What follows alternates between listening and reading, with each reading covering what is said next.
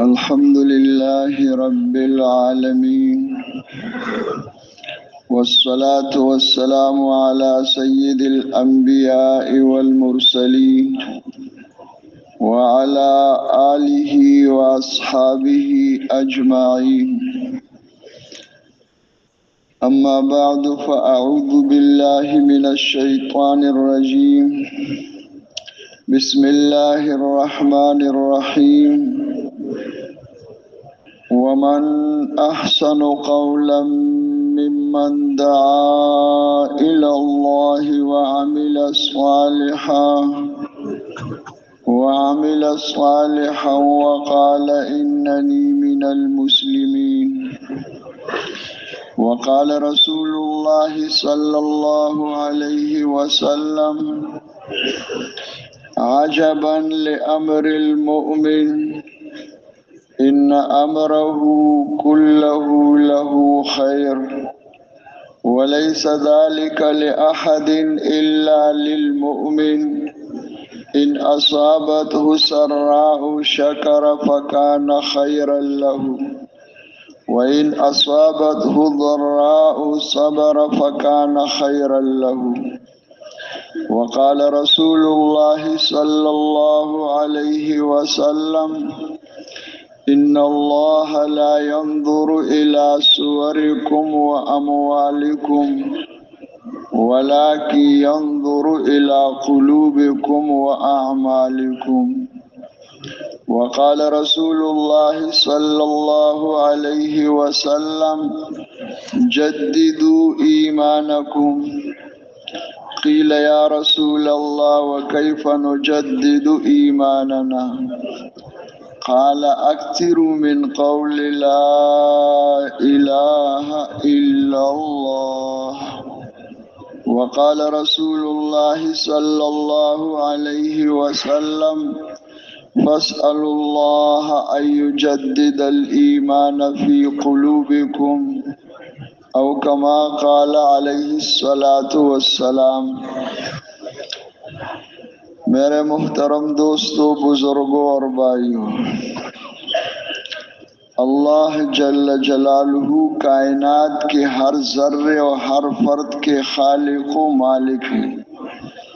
ہم سب کو اور کل کائنات کو اور کائنات کے ہر ذرے کو، ہر فرد کو اللہ نے بنایا ہے. ہم سب بنے ہوئے ہیں، مخلوق ہے.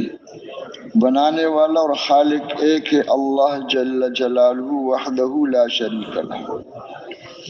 اور اللہ جل جلالہ خالق ہے شکلوں کی بھی.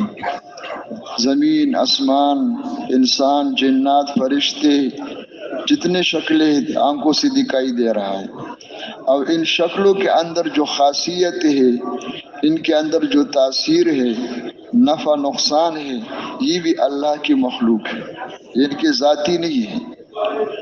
اور پھر حالات جو ہے وہ بھی اللہ کی مستقل مخلوق ہے. حالات چیزوں کے مخلوق نہیں ہے کہ چیزیں زیادہ ہوں گے تو حالات ٹھیک ہوں گے، چیزیں کم ہوں گے تو حالات خراب ہو جائیں گے. ہم ہوں گے تو حالات یوں ہو جائیں گے، ہم یہ کر دیں گے. ہم بھی مخلوق ہے، چیزیں بھی مخلوق ہے. اور مخلوق کسی وقت خالق نہیں بن سکتا ہے، یہ اللہ کی صفت ہے. تو اللہ چیزوں کی بھی خالق ہے، حالات کی بھی خالق ہے. اور چیزوں کے اندر جو خاصیت ہے، ان کے اندر جو نفع نقصان ہے، وہ بھی اللہ کی مخلوق ہے. اور پھر یہ تمام مخلوقات جو ہے اللہ کے قبضے میں ہے. ان سب کو اللہ نے بنایا اور پیدا کیا اپنی قدرت سے. اللہ جل جلالہ سب کو بنانے میں اور ختم کرنے میں، ان کے اندر خاصیتیں پیدا کرنے میں، ان سے ختم کرنے میں اللہ کو کسی شکل، کسی مخلوق کی ضرورت نہیں ہے. اللہ کے چاہنے کا نام وجود ہے. اللہ ارادہ فرما دے، انما امرہ اذا اراد شیئا ان یقول له کن فیکون. اللہ کا چاہنے وجود ہے بس. اور جو کچھ اللہ جل جلالہ نے بنایا و پیدا کیا، سب کو بنایا ہے. تو یہ جو بنا ہوا ہے یہ بہت کم ہے. ان سب کے اللہ کے خزانے ہیں، خزانے بڑے پڑے ہیں. اب اللہ کے خزانوں کے مقابلے میں، اللہ کے خزانوں کے سامنے جو کچھ اللہ نے بنایا اور پیدا کیا، اس کی کیا حیثیت ہے؟ تو حدیث قدسی ہے، اللہ کے نبی ارشاد فرما رہے کہ اللہ جل جلالہ فرما رہے کہ میرے بندو، اگر تم اولین آخرین سب ایک میدان میں جمع ہو جائیں اور سب ہاتھ پہ لا کر ہاتھ اٹھا کے مانگنا شروع کرے، جتنا مانگ سکتے ہیں، انبیاء علیہ السلام اپنے شان کے مطابق، اپنے علم کے مطابق، صحابہ کرام اپنے شان کے مطابق، دنیا کے بادشاہ وزیر اپنے شاہد کے مطابق، سائنس والے اپنے معلومات کے مطابق، سب ہاتھ اٹھا کے پھیلا کے مانگنا شروع کرے اور اللہ جل جلالہ سب کو سب کچھ دے دے جو مانگ رہے تھے، تو اللہ کے خزانوں میں اتنی کمی آئے گی جتنی کمی سوئی کو سمندر میں ڈبو کے نکالنے سے، اور یہ کوئی کمی نہیں ہے۔ سمندر میں سوئی کو ڈبو کے جب نکالو گے، اس کے ساتھ جو تری ہے اس کی کیا حیثیت ہے سمندر کے سامنے؟ کچھ بھی نہیں۔ اور جو کچھ اللہ نے بنایا اپنی قدرت سے، یہ جو وجود میں ہے، خزانے تو بہت زیادہ ہیں، تو یہ جو بنے ہوئے مخلوق ہے یہ بھی اللہ کے قبضے میں ہے، وہی تصرف فرما رہے ہیں اور استعمال کر رہے ہیں، اور اللہ اس پر قادر ہے کہ جو کچھ بنایا ہے ان سب کو ختم کر دے۔ اس پر بھی قادر ہے کہ جو کچھ اللہ جل جلالہ نے بنایا ہے ان سب کے شکلوں کو بدل دے، اب اس پر بھی قادر ہے کہ شکل کو باقی رکھ کر خاصیت کو بدل دے۔ ساری دنیا کے ایٹمیات کی خاصیت جو ہے تنکے کے برابر ہو جائے، اب ایک تنکے کے اندر اللہ وہ خاصیت پیدا فرما دے جو ساری دنیا کے ایٹمیات میں نہیں۔ لکڑی کو اژدہا بنا دے، اژدہی کو لکڑی، اژدہا کو لکڑی بنا دے۔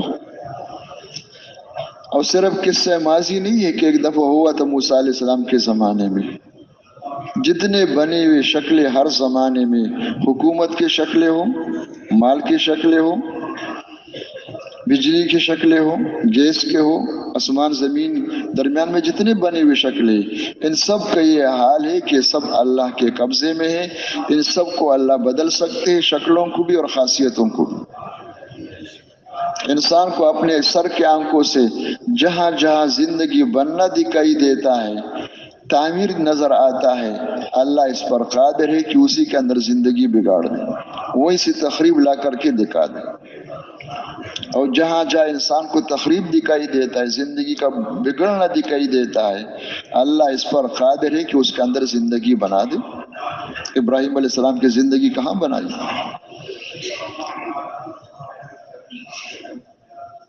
اور پھر ان سب مخلوقات کو پالنے کا نظام جو ہے، پرورش کا نظام جو ہے، وہ کسی اور کے ہاتھ میں نہیں ہے، وہ بھی اللہ کے ہاتھ میں۔ وہ خالق بھی ہے، مالک بھی ہے، اور وہ رب بھی ہے۔ اللہ جل جلالہ پرورش کا ارادہ فرما دے تو بغیر اسباب کے جو ہے، اسباب کے اندر، اسباب کے خلاف ہر طرح پال سکتے ہیں، اور اللہ کا ارادہ نہ ہو تو تمام اسباب تربیت کے اندر، ملک و مال کے نقشوں کے اندر ہی زندگی بگاڑ دے۔ اور اللہ یہ سب کچھ کرنے میں بہت بڑا ہے، اللہ اکبر۔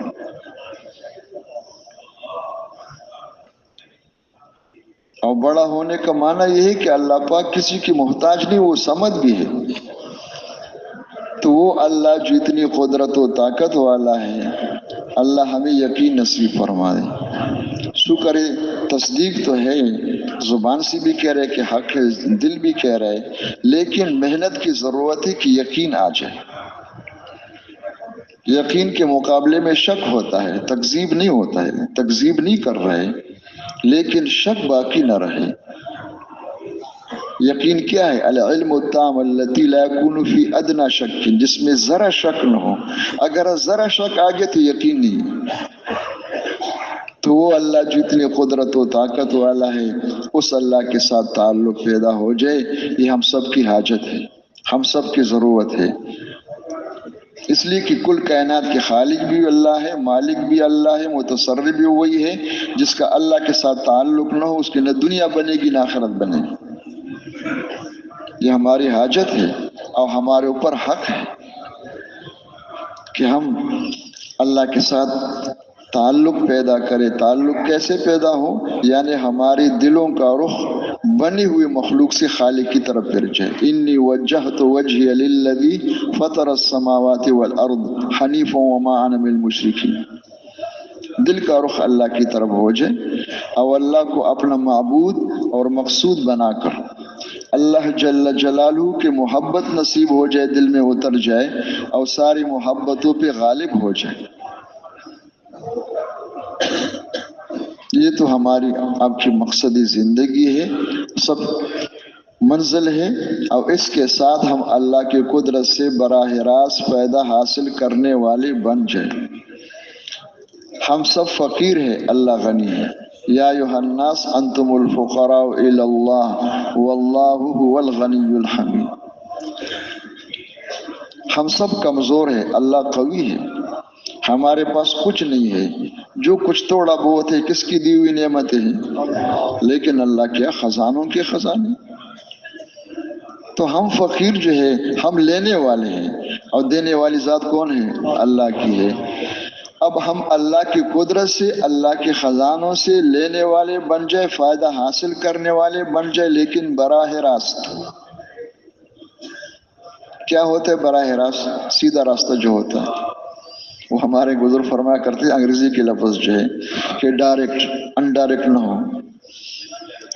تو اللہ کی قدرت سے براہ راست استفادہ ہو۔ اس لیے کہ اللہ جل جلالہ سے لینے کے راستے دو ہیں۔ ایک ہے مخلوق سے فائدہ حاصل کرنا۔ وہ کیا ہے؟ مخلوق سے فائدہ حاصل کرنا یہ ہے کہ انسان دنیا میں آ کر اب خالق تو دکھائی نہیں دے رہے سر کی آنکھوں سے، مخلوق بنی ہوئی مخلوق سامنے ہے، اس میں کوئی شکلوں میں فرق ہوتا ہے، کوئی چھوٹا بڑا ہوتا ہے۔ ان شکلوں کو، حکومت کی شکل کو، حکومت والوں کی شکل کو، اسلحہ کو، اسلحے والی شکل کو، مال والوں کو، زمین والوں کو، اپنے آپ کو، ان مخلوقات کو دیکھ کر کے انسان اپنے خالق اور مالک سے غافل ہو جائے۔ اب اللہ سے غافل ہو کر مخلوقات کو دیکھ کر، اس دیکھنے سے جو مشاہدے سے جو علم حاصل ہوا ہے، جو تجربہ ہے، اس بنیاد پہ زندگی اٹھائے اور زندگی گزارے، اپنے مشین کو اس پہ استعمال کریں، اس کو بنیاد بنا کر اس بنیاد پہ محنت شروع کرے۔ اس طرح چلنے والوں کو، اس طرح محنت کرنے والوں کو، ان کے محنتوں کے بعد جو کچھ مل رہے وہ خود بخود نہیں آ رہے، وہ اللہ ہی دے رہے ہیں۔ لیکن اس طرح اس بنیاد، غلط بنیاد پر چلنے والوں کو جو کچھ اللہ دے رہے وہ خوش ہو کے نہیں دے رہے، ناراض ہو کے دے رہے۔ اب اس طرح ملنے کا مثال یوں سمجھو، اس لیے کہ سمجھ میں نہیں آتا ہے کہ بھئی ناراض ہو کے کس طرح دیتے ہیں۔ ہم بھی ماشاءاللہ کھجور دیتے افطاری میں، کچھ پکوڑا سموسہ بھی دیتے، کچھ تھوڑے پیسے بھی دیتے، لیکن جب خوش ہو جاتے ہیں نا کہ یار ذرا صبر کر لو، یہ افطاری لے لو، کیا لے لو۔ لیکن جب غصے ہو جائے تو بتاؤ کبھی غصے ہو کر کسی کو دیا ہے کچھ؟ غصے میں تو یہ حال ہوتا ہے کہ جو کچھ میں نے دیا ہے اگر وہ لقمہ منہ کے اندر ہی نکال سکتے تو اس سے بھی دریغ نہیں کر کے نکالو اس سے۔ اور یہاں یہ ہے کہ ان سارے دشمنوں کو، اللہ کے جو دشمن ہیں، فرعون ہے، نمرود ہے، جتنے فرائض اس وقت دنیا میں ہیں، جتنے نماردہ ہیں اور جتنے ان کے آس پاس والے ہیں، ان سب کو جو کچھ اللہ دے رہے تھے وہ دے رہے، ناراض ہو کے دے رہے، ناخوش ہو کے دے رہے۔ تو اس کو سمجھنے کے لیے بتایا گیا ہے۔ اس طرح ملنے کا مثال یوں سمجھو، کسی گھر میں چوہے زیادہ ہو جائے اور بازار والے وہ گھر والے بازار جا کر بڑے بڑے چوہے دان خرید کر کے لے آئے، فخ، اور اس چوہے دان کے اندر پراٹھا، گوشت، پکوڑا، سموسہ سب کچھ رکھتے۔ اتنا بڑا چوہے دان اور بڑا دسترخوان، اس کے اوپر جو کچھ پڑا ہوا ہے، یہ سب کچھ کس لیے ہوتا ہے؟ چوہوں کو کھلانے کے لیے، افطاری کے لیے، عزت دینے کے لیے، یہ سب کچھ چوہوں کو پنسانے کے لیے، ان کو پکڑنے کے لیے، ان کو ذلیل کرنے کے لیے اور مار مار کے ختم کرنے کے لیے۔ سب کو معلوم ہے نا، ہمیں تو معلوم ہے، لیکن چوہوں کو بھی یہ پتہ ہے کہ سب کچھ ہمیں ذلیل کرنے کے لیے، ہمیں پکڑنے اور مارنے کے لیے۔ چوہے کیا سمجھتے ہیں؟ وہ تو یہ سمجھتے ہیں کہ اگر بولنا شروع کریں کہ دعا کرو، وہاں پہنچ جائیں گے تو ہماری عید ہو جائے گی، بس وہاں پہنچنے میں دیر ہے۔ وہاں جا کر سب کچھ ہے، دسترخوان پر پکوڑی بھی ہے، سموسے بھی ہے، یہ دیسی دیسی پراٹھا بنا ہوا ہے، کوئی سمجھا نہیں سکتا ہے۔ لیکن جب اندر داخل ہو گئے اس غلط بنیاد پر، اس جہالت کی بنیاد پہ قدم اٹھا کے جا رہے ہیں، کوئی سمجھا نہیں سکتا ہے۔ لیکن جب اندر داخل ہو گئے اور چاروں دروازے بند ہو گئے تو اب سمجھانے کی ضرورت ہے یا خود سمجھ جائیں گے؟ لیکن کیا فائدہ بھی سمجھنے کا؟ جب سمجھ میں آ گیا کہ اوفو میں غلط سمجھ کے آیا ہوں، یہ جو میں نے محنت کی بالکل غلط ہے، میں تو سمجھا کہ سب کچھ ہے، یہ تو مصیبت خانے میں آ گیا ہوں۔ اب جب یہ سمجھ میں آ گیا تو ایک دم ذہنی پریشانی شروع ہو گئی۔ پریشان ہو کر اب اس کے لیے ایک جگہ ٹھہرنا مشکل ہے۔ پریشان ہو کر تیزی کے ساتھ اوپر جا رہے، پھر نیچے آ رہے، پھر اس طرف جا رہے، پھر اس طرف جا رہے، چاروں طرف چکر کاٹ رہے، گشتے کر رہے۔ یہ کیا تلاش کر رہے؟ بھاگنے کا راستہ، یہاں سے نکلنے کا راستہ، اور چاروں دروازے بند۔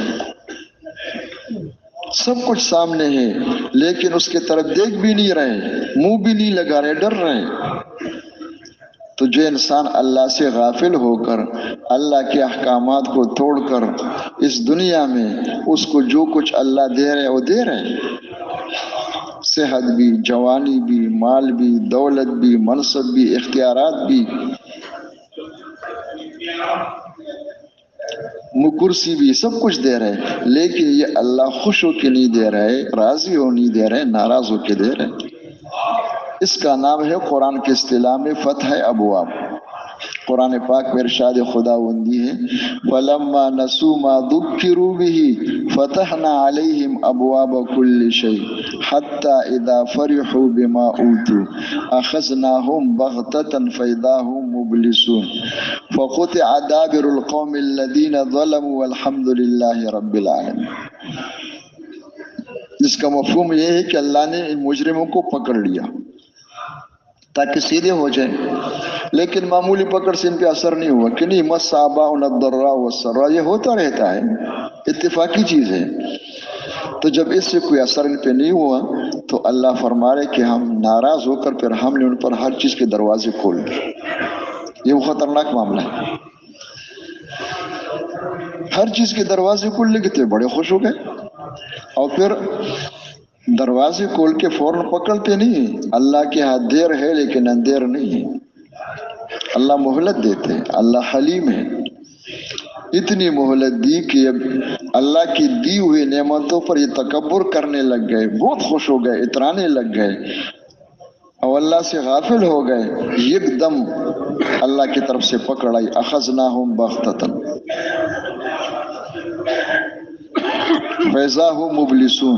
اور جب اللہ نے پکڑ لیا تو ایک دم جو ہے یہ سب حیران ہو گئے کہ یہ کیا ہوا، کبھی خواب میں بھی سوچا نہیں تھا، کبھی سوچا بھی نہیں تھا، کبھی دیکھا بھی نہیں تھا کہ یہ بھی ہو سکتے، ہو گیا۔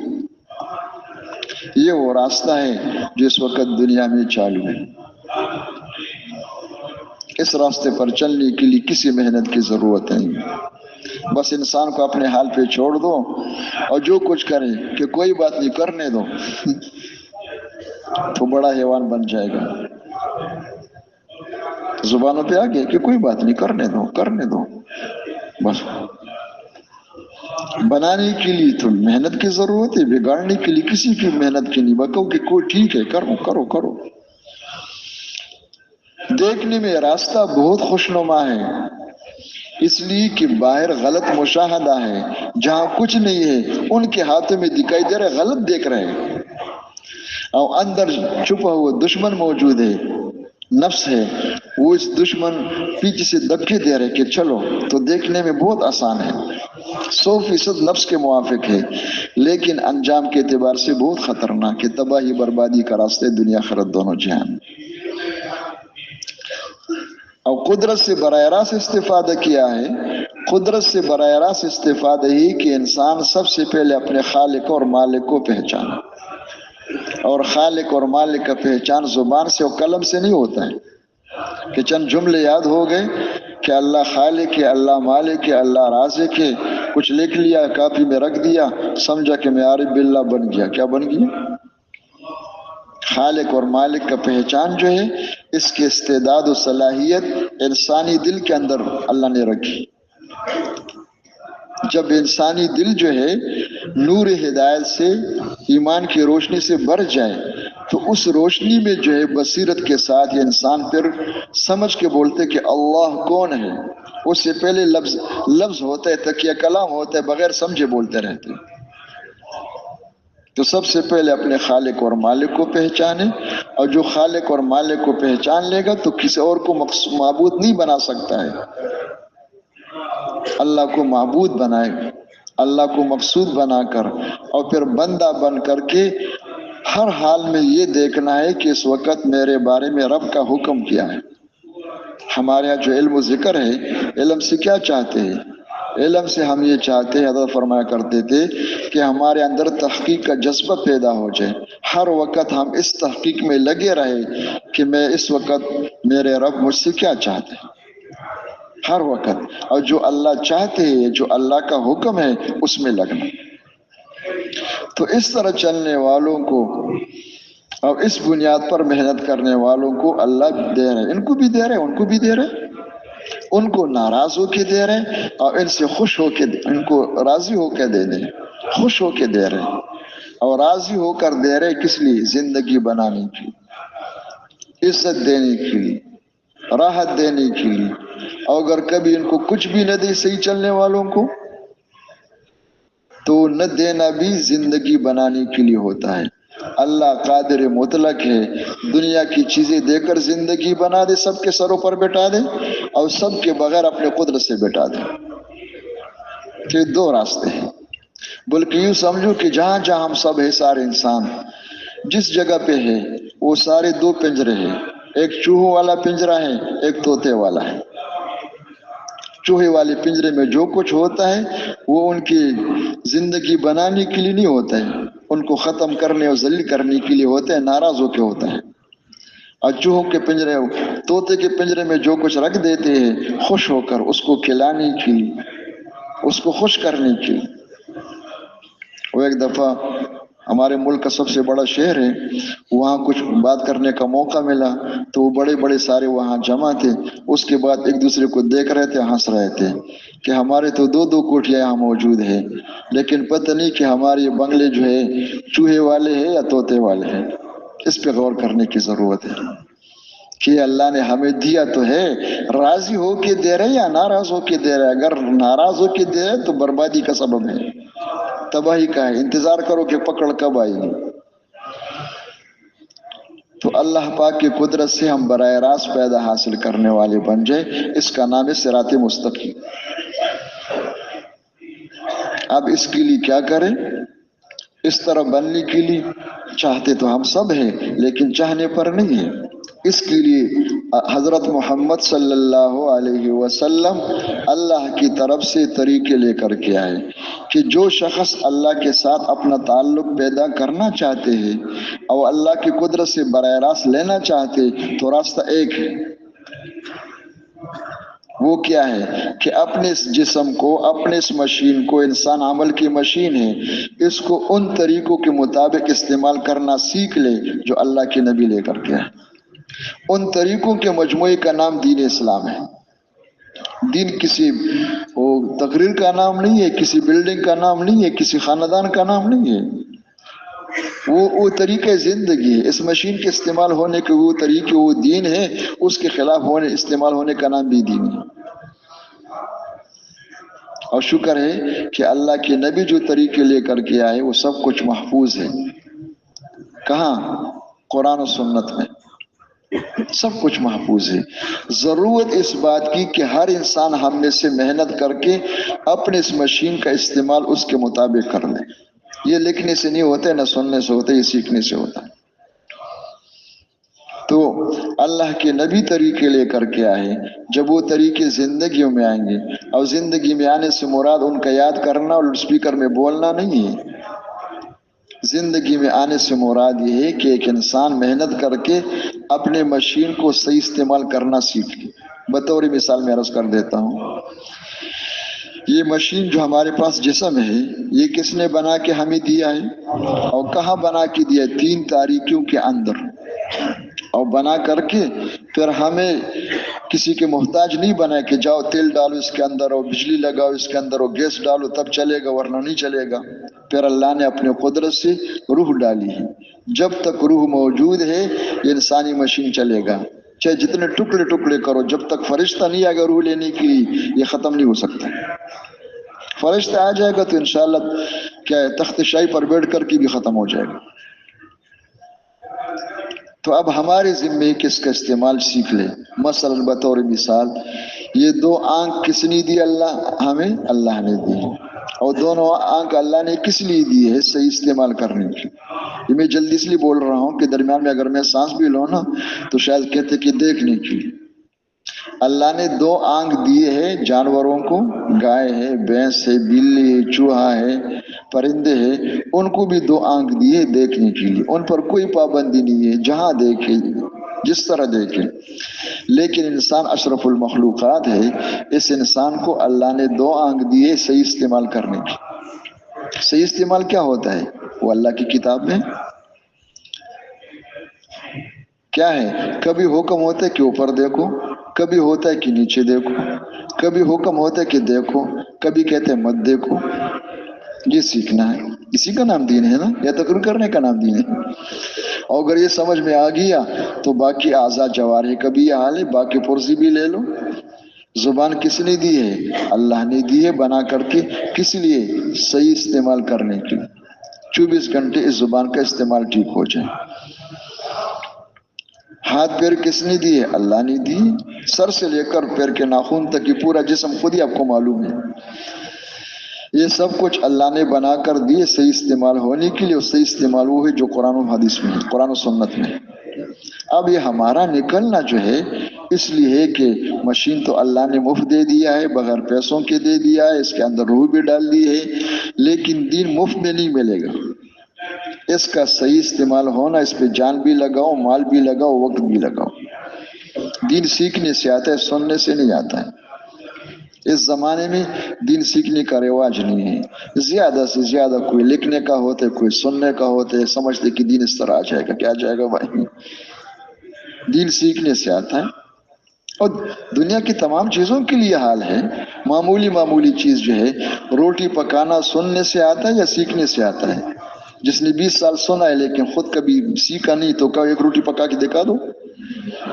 آٹا گوننا جو ہوتا ہے وہ سیکھنے سے آتا ہے۔ موٹر سائیکل چلانا، سائیکل چلانا، یہ موٹر چلانا، یہ سیکھنے سے آتا ہے۔ جس نے چلایا اس کو ڈرائیور کہتے ہیں۔ گاڑی دے دو صحیح چلائے گا، اناڑی کو دے دو تو انشاءاللہ کباڑا کر دے گا اپنا بھی گاڑی کا بھی۔ تو مشین تو اللہ نے ہمیں دے دیا ہے، اب اس کا صحیح استعمال ہونا یہ ہمارے ذمہ ہے۔ اس کے لیے ہمیں کہا ہے کہ نکلو اللہ کے راستے میں، سب کو نکالو۔ مسئلہ یہ ہے کہ ہمارا نکلنا تو 4 مہینے کے لیے ہوتا ہے، زیادہ سے زیادہ 1 سال کے لیے ہوتا ہے۔ تو کیا خیال ہے، یہ کوئی کیا نام ہے موٹر سائیکل ہے کہ 1 سال میں ڈرائیور بن جاؤ گے، 1 سال میں اللہ کا ولی بن جاؤ گے؟ دین سیکھنے کے لیے سال ہر سال چاہیے۔ دین تو بہت بڑی نعمت ہے۔ دنیا کے معمولی چیزوں کے جو رواج میں ہے، کرسی ملنے کے لیے، مال کمانے کے لیے فنون دنیا میں ہے، طب ہے، ہندسہ ہے، کیا قانون ہے، زراعت ہے، صنعت ہے، اس کی یونیورسٹیاں بنی ہوئی ہیں، اور اس میں بلا مبالغہ پرائمری سے لے کر آخر تک 20 سال لگاتے ہیں اور کروڑ خرچ کرتے ہیں، تب کوئی اس فن کا ماہر بن جاتا ہے۔ اور ماہر بننے کے بعد کیا کرتے ہیں، وہ یونیورسٹی والے ان کو ایک کاغذ دیتے ہیں، اس کاغذ پہ کو لے کر کے جنت میں تو ایک دروازے بھی نہیں کھولے گا، قیامت کے دن دکھا دو تو کوئی پلاسٹک کی کرسی بھی نہیں ملے گی اس پر، قبر میں دکھا دو تو پٹائی کا خطرہ تو ہو سکتا ہے، باقی ملے گا کچھ نہیں۔ اتنے کروڑوں لوگ لگے ہوئے ہیں، خیالی تصور نہیں ہے، عملی طور پر لگے ہوئے ہیں اور کروڑوں خرچ کر رہے ہیں، تو یہ کون ہے؟ इनको कोई समझा नहीं सकता है कि नहीं, समझाने की जरूरत नहीं, इनको पता है कि जन्नत में कुछ नहीं है इसका, क़यामत में भी नहीं है, कब्र में भी, लेकिन दुनिया में है, लेकिन वो भी यकीनी नहीं है। हो सकता है कि नौकरी मिल जाए, हो सकता है कि नौकरी नहीं मिले। कितने कागजों वाले हैं जो सड़कों पर गश्तें कर रहे हैं और बद्दुआ दे रहे कि हुकूमत का बेड़ा गर्क हो जाए, नौकरी नहीं दे रहे। क्या नहीं दे रहे? मेरे पास जो है कागज है, यूरोप से लेकर के आया हूं, मुझे कुर्सी नहीं दे रहे। हो भी सकता है, नहीं भी हो सकता है, और सब लगे हुए हैं करोड़ों के हिसाब से। और जिस दिन से आने से जिंदगी में अल्लाह का वादा है कि जन्नत के 8 दरवाजे खुल जाएंगे। क़यामत के दिन अर्श के मिंबरों पर, वो नूर के मिंबरों पर होंगे। कब्र जो जन्नत के बाग बन जाएगी, कब्र हद निगाह तक वसी हो जाएगी। दुनिया में बेताज के बादशाह बन के जिंदगी गुजारोगे। उस दिन को सीखने के लिए 4 महीने हैं और कापी और कलम है। नहीं है तो जिंदगियों में नहीं है, तो जिसको कुबड़ी में जो आया हुआ कहते यही है। तो जब उनके लिए 20-20 साल चाहिए, जिसका फायदा कितना महदूद है, कितना गैर यकीनी है, तो जिस दीन पर सब कुछ यकीनी है, उस दीन को सीखने में अगर 70 साल भी लग जाए तो कम है। लेकिन हजरत फरमाया करते थे मौलाना मोहम्मद यूसुफ रहमतुल्लाह अलैह कि अगर हम साफ साफ बता दें कि छोड़ो चिल्ले 3 चिल्ले सालों 7 महीने, आ जाओ और पहले सुनो समझो कि दीन क्या है, और फिर जरा अपने आप पे निगाह डाल दो कि वो दीन मेरी जिंदगी में कितना है। सिर्फ मुसल्ले के हद तक है, आगे भी है, या सिर्फ मस्जिद में दीनदार हो, बाहर निकल जाओ तो पता नहीं क्या बला है। और अपने अंदर तलब पैदा करो, और फिर दीन सीखने का तरीका हम बताएंगे और आपकी तशकीली करेंगे। कभी गरीबों में, कभी मालदारों में, कभी पार्लियामेंट में, कभी आवाम में, कभी असलहा वालों में, कभी बॉर्डरों पर, और फिर वापसी पर कारगुजारी भी सुनेंगे कि कैसे सीख रहे हो, और तलाशी भी लेंगे कि वहां से क्या लेकर के आए हो, या ना कि वहां जाके जरबे लगा रहे थे, वहां सब कुछ उठा करके जेब में डाल दिया। फरमाते इस तरह अगर हम साफ साफ बता दे तो इंशाअल्लाह कल तक एक भी नजर नहीं आएगा, सब बिस्तर उठा के चले जाएंगे कि हमारे बस की बात नहीं, ये कोई और मखलूक आ जाए, ये हम नहीं कर सकते। सही फरमा रहे हैं ना भाई? कोई बाकी रहेगा हम में से? तो हजरत ने फरमाया फिर हमने क्या किया? हमने वो किया जो यूनिवर्सिटी कॉलेजों वालों ने किया है। वो सबसे पहले बच्चों को ये नहीं कहते कि 20 साल लगाओगे, 17 साल लगाओगे। पहले यूनिवर्सिटी में नहीं बेचते हैं, कॉलेज में नहीं बेचते, घर की करीब छोटी स्कूली प्राइमरी का एक दिन के लिए कहते कि चले जाओ आप 5 रुपए ले लो, क्या ले लो, कुछ खिला के बेच देते हैं। नहीं मानते एक थप्पड़ भी लगा देते, क्या कर देते? सबसे पहले वहां डालते हैं, और वहां उनका जो दौरानिया होता है वो चिल्ले और 4 महीने का नहीं होता है, कम से कम 5 साल होते हैं। क्या होते हैं? वरना 6 साल की प्राइमरी भी है, 7 साल की भी है, कुछ मुल्कों में 8 साल की भी है। ये 5-6 साल लाखों नहीं करोड़ों वहां पे है। अब ये प्राइमरी में क्या बनता है, डॉक्टर या इंजीनियर? कुछ नहीं। हेडमास्टर साहब या प्रिंसिपल साहब के कुछ नहीं। और अगर किसी को धोखा लग जाए कि 5 साल प्राइमरी में रह करके मैं डॉक्टर बन गया हूँ, इलाज शुरू करे तो बेड़ा गर्क करेगा, अपना भी और मखलूक खुदा का भी। तो फिर ये 5 साल किस लिए है, ये 6 साल किस लिए है? ये सिर्फ जहन बनाने के लिए है कि इस बच्चे के अंदर शौक और तलब पैदा हो जाए, इसका अपना जहन बन जाए कि डॉक्टर बनना है। क्या बनना है? जब तक इनका अपना जहन न हो, कब तक थप्पड़ लगाओगे, कब तक चलाओगे उसको धक्के दे करके? हजरत ने फरमाया वो सब कुछ मुशाहदे में है, वो सब कुछ रिवाज में है। लाखों यूनिवर्सिटी कॉलेज बनी हुई, आंखों से देख रहे हैं, और दीन सीखने का रिवाज नहीं है। उस पे जो कुछ अल्लाह देंगे बेहद देंगे, लेकिन सर के आंखों से दिखाई नहीं दे रहा है, गैर मुरवज है। उन्होंने अपने मुरवज चीज को चलाने के लिए अपने प्राइमरी 5-6 साल के बनाई है। हमने गैर मुरवज को समझाने और चलाने के लिए अपने प्राइमरी 5 साल के बजाय 4 महीने कर दिए। क्या कर दिया है? हाजी साहबान के लिए 4 महीने, उलमा कराम के लिए 1 साल। अब ये दरमियान में फर्क क्यों है? ये भी जरा सुन लो, ऐसा ना कि अपने मंतक चलाते रहे, अपने आखिरत तबाह करे। ایک آدمی جو ہے وہ اکیلے نماز پڑھ رہے ہیں، ایک آدمی ہے وہ اگر سورہ فاتحہ 2-3 سورت یاد کر لے تو گزارا ہو جائے گا انشاءاللہ۔ لیکن کسی کو جامع مسجد کا امام بنانا چاہتے ہو اور بننا چاہتے ہیں، خطیب بنانا چاہتے ہو، تو کیا خیال ہے 3 سورت سے گزارا ہو جائے گا؟ کہ قل هو اللہ احد بھی یاد ہے، 4 قل مجھے یاد ہے، اس کو امام بنا دو؟ کون اس کو امام بنائے گا؟ امام بننے کے لیے کیا چاہیے کہ حافظ قرآن ہو، کیا ہو؟ تو قرآن یاد کرنے میں 2 سورتوں کو یاد کرنے میں برابر کا وقت لگتا ہے؟ کوئی فرق ہے؟ بولو بھائی، کہ بہت بڑا فرق ہے۔ جو فرق وہاں ہے وہ فرق یہاں ہے۔ مختصر کر دیتا ہوں۔ اب یہ 4 مہینے سال کس لیے ہے کہ یہ وقت اس انداز سے اس طرح خرچ کرے، اس طرح لگائے کہ اللہ کرے اس 4 مہینے میں دل لگ جائے۔ کہاں دل لگ جائے؟ جو بننے کی جگہ ہے، بننے کی جگہ مسجد ہے۔ جس کا مسجد میں دل نہیں لگ رہا ہے بنے گا کیسے؟ بننے کی جگہ تو مسجد ہے۔ باہر آپ کے جو دکان ہے اور جو پارلیمنٹ ہے، آپ کے جو دفتر ہے، یہ تو بگڑنے کی جگہ ہو سکتے، بننے کی جگہ تو نہیں ہے۔ وہ آپ کوئی بنتا نہیں ہے، یہاں سے بنا کے لے جاؤ گے تو انشاءاللہ وہ صحیح چلے گا۔ اور بننے کے لیے 2 اعمال ہیں، ایک دعوت ہے، ایک دعا ہے۔ اس میں بھی جی نہیں لگ رہا ہے، دل نہیں لگ رہا ہے۔ اور جس بچے کا دل نہیں لگ رہا ہے مدرسے میں اور قرآن یاد کرنے میں، اس بچے کو حافظ کب بناؤ گے؟ کیسے بنے گا؟ نہیں بن سکتا ہے۔ کوئی زور لگا دے کہ بھئی کر لو نا، جتنے پیسے لگ جائے، کہتے کر لو، کیسے کرو گے؟ اس کا دل نہیں لگ رہا ہے، زبردستی تو نہیں ہو سکتا ہے۔ تو جس کا جی لگ جائے گا 4 مہینے میں، دل لگ جائے گا، جس کو مناسبت پیدا ہو جائے گی اس کام کے ساتھ اور کام کے جتنے شق ہے اس کے ساتھ، تو آسان لفظوں میں اس کا ترجمہ کر دیتا ہوں، اس کو داخلہ مل گیا۔ کیا مل گیا بھائی؟ داخلہ مل گیا۔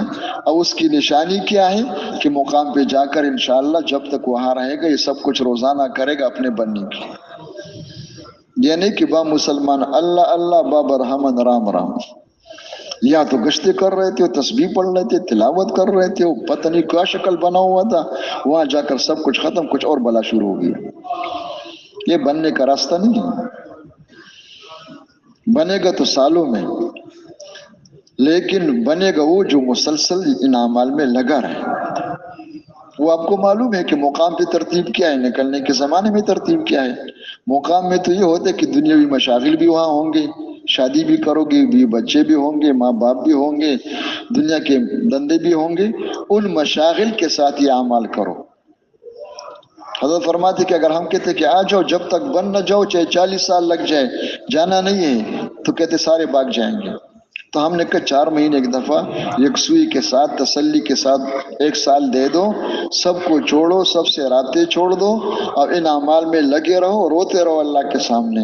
آپ کا دل لگ جائے، جی لگ جائے تو آپ کو داخلہ مل گیا، پھر مقام پہ جا کر 8 مہینے رہو۔ اب اس میں پھر کیا کرو؟ اجتماعی طور پر جماعت بنا کر کے 5 اعمال، 2 گشتیں کرو، سب سے پہلے اپنی مسجد کی اور دوسری مسجد میں، 2 تعلیمیں ہو روزانہ فضائل کی، مسجد کی تعلیم میں شرکت کرو، گھر کی تعلیم میں بھی۔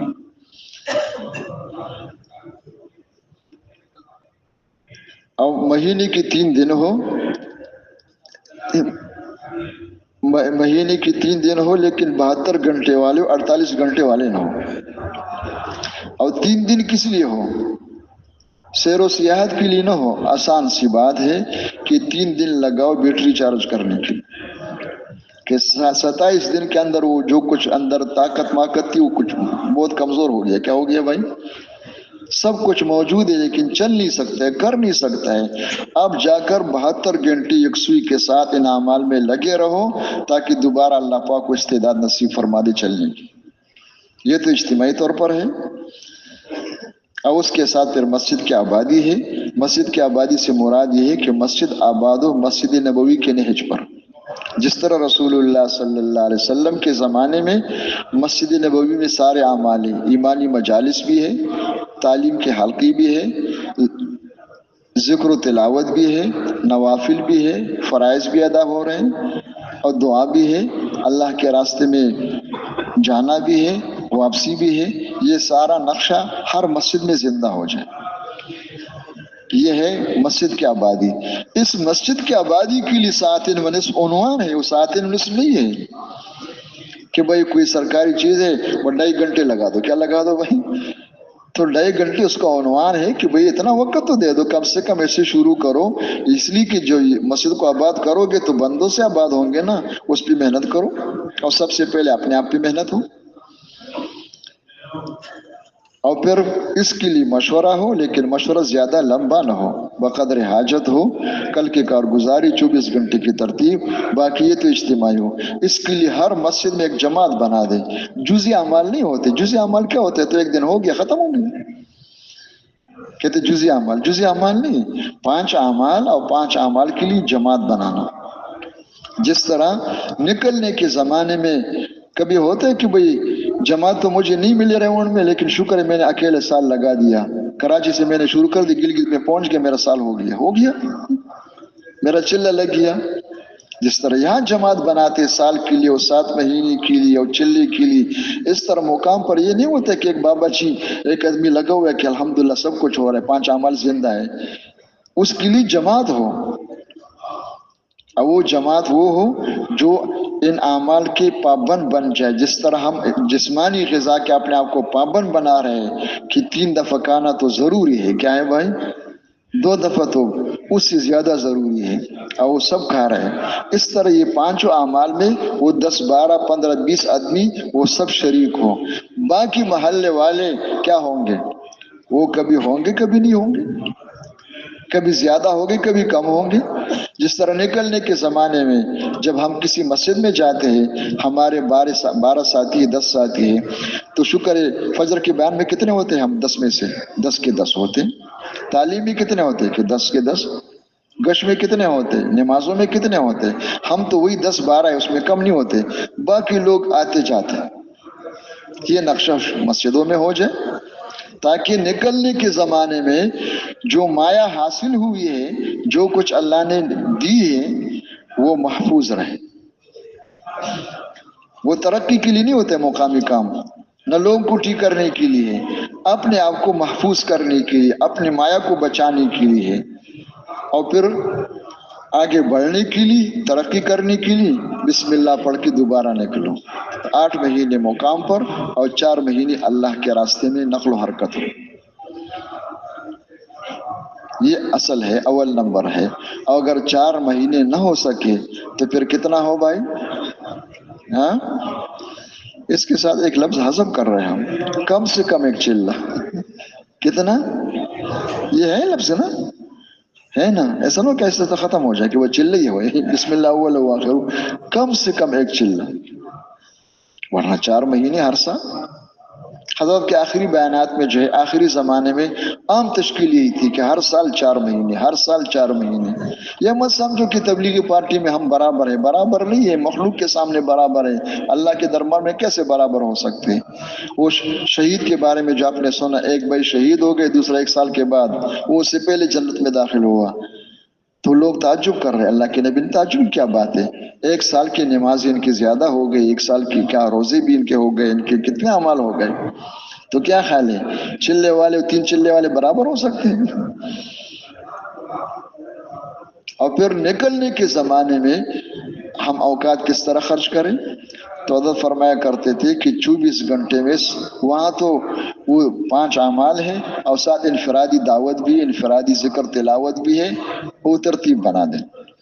اور نکلنے کے زمانے میں 24 گھنٹوں میں سے 16 گھنٹے اعمال میں ہو. گھنٹوں کے حساب سے دعوت سننا بھی ہے، دعوت دینا بھی ہے، گھنٹوں تعلیم میں بھی خرچ ہو، ذکر و تلاوت دعا میں بھی خرچ ہو، نمازوں میں بھی خرچ ہو، تب رنگ چڑھے گا. تو اللہ ہم سب کو توفیق نصیب فرما دے. آمین کہنا بھی خیر سے خالی نہیں ہے، لیکن نیت کر لے. کیا کر لیں؟ اس لیے کہ جب تک نیت نہ کرے تو آمین آمین کہتے رہیں گے. کیا کرنا ہے؟ لیکن نیت کرے کہ بھئی یہ نہیں کہ چلہ لگانا ہے، سال لگانے کے لیے آیا ہوں. سال تو لگ جائے گا، 4 مہینے تو لگا دیں گے. اس طرح یہ وقت خرچ کرنا ہے کہ اللہ کرے مجھے اس 4 مہینے 1 سال میں داخلہ مل جائے، میرا جی لگ جائے. 16 گھنٹے اس میں سے ہو، باقی 8 گھنٹے میں سے 6 گھنٹے تقریباً سونے کے لیے اللہ بسم کا اموت واحیا، وہ بھی حکم سمجھ کر کے سرکاری مشین ہے، اس کو استعمال کرتے کرتے تک گیا ہے، تو اب حکم ہے کہ اس کو آرام کرنے دو، تو حکم پورا کر رہا ہوں تاکہ اللہ خوش ہو جائے۔ کیا ہو جائے؟ سونا بھی تو اللہ کے لیے ہوگا نا، کہ اللہ راضی ہو جائے۔ وہ ایک ہنس رہا ہے کہ میں نے تو کبھی زندگی میں یہ نیت نہیں کی ہے میں سو رہا ہوں اللہ راضی ہو جائے، کہ تو سونا تو میرے لیے، نماز اللہ کے لیے، کس کے لیے بھائی؟ یہی تو ہو گیا ہے کہ ہمارا دین سمٹ کر مسلح تک آ گیا۔ کہاں تک آ گیا؟ کہ وہ اللہ کے لیے ہوں گے، باقی ہمارے اپنی مرضی۔ تو تقریباً جو ہے حکم سمجھ کر اس کا سنت طریقہ بھی بتایا گیا ہے، اللہ کے نبی نے کر کے دکھایا بھی ہے۔ اور 2 گھنٹے جو ہے وہ کھانے پینے کے لیے، حاجت کے حد تک بات چیت کے لیے، کلو وشربو ولا تسرفو، یہ نہ ہو کہ ہر وقت دسترخوانی کیا ہے بھائی؟ اس طرح چلنے والے پھر صحیح چلنا مشکل ہے ان کا۔ تو یہ وہ بنیاد ہے جس کی پہ ہم آئے ہوئے، یہ سب کچھ کس لیے ہے؟ دین سیکھنے کی۔ اور دین کیا ہے؟ اپنے اس مشین کو صحیح استعمال کرنا ہر جگہ پہ، کوئی جگہ احکامات سے خالی نہیں ہے۔ اور اگر اصطلاحات علمیہ لے لو، اس کے اعتبار سے کہو کہ دین کیا ہے، تو ہمارے بزرگ فرمایا کرتے کہ دین 2 لفظوں کے مجموعی کا نام ہے، ایک بندگی اور ایک نمائندگی، مجموعی کا نام ہے۔ یہ نہ ہو کہ جس نے جو سنا ہے بس اس نے اس کو لے لیا، جب وہ زندگیوں میں نہیں ہے تو سمجھنا مشکل ہے، سمجھانا مشکل ہے۔ آج تو ہم نے اللہ کی دین کو کیا بنا دیا ہے؟ اندھوں کا ہاتھی بنا دیا ہے۔ وہ قصہ مشہور ہے نا، کسی شہر میں ہاتھی آیا تو کل جدید لذیذ، نیا چیز جو بھی ہو سب جمع غفیر بھاگتے کہ آ جاؤ بھائی تماشا کرو، فلان آیا ہوا ہے۔ تو ہاتھی آیا ہوا تھا، تو جب سب اس طرح ہوتے تو جو اندھے تھے نابینا ان کو بھی شوق ہو گیا، وہ بھی چلے گئے، وہاں جا کر نظر تو نہیں آ رہے ان کو، تو پوچھا کسی کہ وہ لوگ اتنے دوڑ رہے تھے، ہم بھی ساتھ دوڑتے ہوئے آ گئے، وہ ہاتھی کہاں ہے؟ ایک نے اس اندھے کا ہاتھ پکڑ کے ہاتھی کے سر پر رکھ دیا، اس نے ہاتھ پھیر کر کے پوچھا اسے کہ یہ کیا؟ یہی ہے اللہ کی قسم۔ دوسرے نے کہا مجھے بھی دکھا دو، اس کا ہاتھ لے کر ہاتھی کی پیٹھ پہ رکھ دیا۔ تیسرے نے کہا مجھے بھی سکھا دو، اس کا ہاتھ پکڑ کر کے ہاتھی کے پیر جو ہے پاؤں پہ رکھ دیا۔ اب چوتھے کا ہاتھ لے کر کے ہاتھی کی سونٹ جو ہے اس پہ رکھ دیا، اور تینوں مطمئن ہے کہ بس ہاتھی سمجھ میں آ گیا۔ واپس چلے گئے، لوگ جمع ہو گئے کارگزاری سننے کے لیے۔ کسی نے پوچھا ہاتھی دیکھ کر کے آئے ہو؟ تو دیکھنے والے تو دیکھ چکے تھے، تو دیکھے نہیں ہوئے تھے۔ انہوں نے کہا جی دے، ہاتھی کس طرح ہوتا ہے؟ تو جو سب سے پہلا تھا اس نے کہا خدا کی قسم، یہ پہاڑی علاقوں میں نہروں کے اندر جو گول مول پتھر ہوتے بالکل اسی طرح۔ تو دوسرے نے کہا تم جھوٹ بول رہے ہو، ہاتھی گول مول نہیں ہوتا ہے، وہ تو کرسی کی طرح کوئی لمبا چوڑا تھا۔ تیسرے نے کہا تھا کہ دونوں جھوٹ بول رہے ہو، وہ تو بالکل ستون کی طرح تھا۔ کس کی طرح تھا؟ اب چوتھے نے کیا کہا تھا کہ خدا کی قسم یہ نہیں تھا، وہ تو بالکل اتنا نرم تھا جیسے ریشم کے رسی۔ سمجھ میں آ گیا؟ جس اندھے کا ہاتھ جہاں لگا ہوا ہے کہتے ہیں ہاتھی اسی کا نام ہے، اور ہاتھی اس مجموعی کا نام ہے۔ دین زندگیوں میں ہے نہیں جس کا جو کھوپڑی میں آ گیا تقریریں کر رہے، کیا کر رہے کہ وہ یہ اصل ہے، کیا ہے بھائی یہ باقی کیا ہے؟ تو دین مجموعی کا نام ہے، سیکھنا دین ہے۔ جب دین کہو گے تو مت سمجھو کہ دین صرف مسلح کا نام ہے، نعوذ باللہ تحقیر نہ کرو، دین تو اس مجموعی کا نام ہے۔ تو لفظ الفاظ کے اعتبار سے 2 کا مجموعہ ہے، بندگی اور نمائندگی۔ بندگی میں مشین کو صحیح استعمال کرنے میں یہ امت محمد یا خیر امت اور پچھلی امت سابق امت برابر ہے۔ وما خلقت الجن والانس الا لیعبدون، یہ صرف اس امت کے لیے، ساری امتوں کے لیے، سب کے لیے۔ بندگی میں تو سب شریک ہیں، البتہ نمائندگی جو ہے وہ پہلے امتوں کے ذمے نہیں، خیر کی بات کرنا، خیر کی طرف لانا، کسی کو روکنا، نصرت کرنا، یہ کر رہے تھے، لیکن وہ نمائندے نہیں تھے۔ نمائندگی کا منصب انبیاء کے ساتھ، انبیاء نمائندے تھے، اب اس امت کے ساتھ کیا ہوا کہ حضرت محمد صلی اللہ علیہ وسلم پہ نبوت مکمل ہو گئی. آپ صلی اللہ علیہ وسلم کے بعد کسی کو نبوت نہیں ملے گی، کسی کو نبوت نہیں دی جائے گی. ختم نبوت کی برکت سے وہ نمائندگی والی ذمہ داری امت کی طرف منتقل ہوگی. اور شکر ہے ہم سب امتی ہیں. ہم کون ہیں بھائی؟ ہم امتی ہیں. یہ باقی نسبت یہ نہیں کہ نہیں ہے ہم، لیکن وہ تعارف کے لیے کہ پاکستانی ملک کے تعارف کے لیے، فلان شہر میں پاکستان میں تعارف کے لیے، فلان قبیلے کے اس شہر میں تعارف کے لیے، فلان نام ہے اس کا اس گھر میں تعارف کے لیے، تعارف کے لیے ہے. اصل نسبتیں ہمارے دو ہیں، ہم اللہ کے بندے اور محمد صلی اللہ علیہ وسلم کی امتی ہے. بندہ ہونے کی نسبت ہم سب کی زندگی ذمہ بندگی ہے. کیا ہے؟ اور امتی ہونے کی نسبت ہم سب کے ذمہ کیا ہے کہ رسول اللہ صلی اللہ علیہ وسلم کی نیابت میں وہ فکر، وہ غم جو انسانیت کے لیے اللہ کی نبی کے دل میں ہے اور اس پہ اپنے جان و مال لگا رہے ہیں، وہ نمائندگی کی ذمہ داری امت کی طرف منتقل ہو گئی. اور دونوں کو ملا کر اس مجموعے کا نام دین اسلام ہے. لیکن جب ہے نہیں تو سمجھانا مشکل ہوتا ہے، سمجھ مشکل ہوتا ہے. اندھوں کا ہاتھی بنا دیا. کیا بنا دیا بھائی؟ بنایا نہیں بنایا؟ ہر ایک کہتے کہ یہی ہے. کیا ہے؟ اب یہ جو مجموعہ ہے دین، یہ سیکھنے سے آتا ہے. اس کو سیکھنے کے اللہ کے راستے میں نکل کر کے ہم آئے. اللہ کرے میرا آپ کا جی لگ جائے اور داخلہ مل جائے. اور جب سیکھنا ہوگا تو سیکھنے میں ترتیب ہے. سب سے پہلے سیکھنے کی چیز ایمان اخلاص ہے. رسول اللہ صلی اللہ علیہ وسلم نے سب سے پہلی امت کو ایمان سکھایا ہے، اور ایمان سکھا کر ایمان کی بنیاد پر اعمال کا سلسلہ قائم فرمائے. ہمارے زمانے میں ایمان سیکھنے کا رواج نہیں ہے. رواج ہے؟ بڑا مشکل کام ہے. کسی کو ایمان سیکھو تو ویسے کہا کہ ٹھیک ہے، دوبارہ کہو کہ ایمان سیکھو، سے بارہ کہو کہ تو غصے ہوں گے کہ یار میرے اوپر کوئی آپ شک کر رہے ہو، ملک کے پڑوس سے آیا ہوں، فلان ملک سے آیا ہوں، مجھے مسلمان نہیں سمجھتے ہو. بھائی کس نے کہا کہ تم کافر ہو؟ ایمان سیکھنے کا مراد یہ نہیں ہے. ایمان سے مراد یہ ہے کہ ایمان تو آپ کے پاس ہے، مومن خان ہو تم. کون ہو بھائی؟ ایمان ہے، لیکن دین پر چلنے کے لیے جس ایمان کی ضرورت ہے وہ کون سی ایمان ہے؟ وَإِذَا قِيلَ لَهُمْ آمِنُوا كَمَا آمَنَ النَّاسُ، وہ مکہ مدینے والی ایمان ہے. اس ایمان کو سیکھو، وہ پہلا نمبر ہے. تو سب سے پہلے سیکھنے کی چیز ایمان اخلاص ہے. اس کو سیکھیں گے تو آگے اعمال صالحہ کر سکیں گے، وہ اعمال اللہ کے قبول بھی ہوں گے. اور اگر اس کو نہیں سیکھیں گے تو آگے اعمال صالحہ نہیں ہو سکتے، اس کا وجود ناممکن ہے. اور اگر اس کی شکل بن جائے تو شکل تو ہوگی، حقیقت نہیں ہوگی. بقول مفتی زین العابدین صاحب رحمۃ اللہ علیہ کی کہ وہ اعمال پھر پلاسٹک کے ہوں گے. کس کے ہوں گے بھائی؟ پلاسٹک کے عمل کرتے رہیں گے. اور شیطان کا سب سے بڑا حملہ اخیر میں یہ ہوتا ہے کہ اعمال میں لگائے رکھو بغیر ایمان اخلاص کے، پلاسٹک کی چیزوں میں لگاتے رہو تاکہ تباہ بھی ہوتا رہے اور پتہ بھی نہ چلے. اور جب آنکھیں بند ہو جائیں تو اس وقت آنکھ کھل جائے کہ زندگی تباہ کر کے آیا ہوں. یا فرائض سے ہٹا کر مستحبات پہ لگا دیں.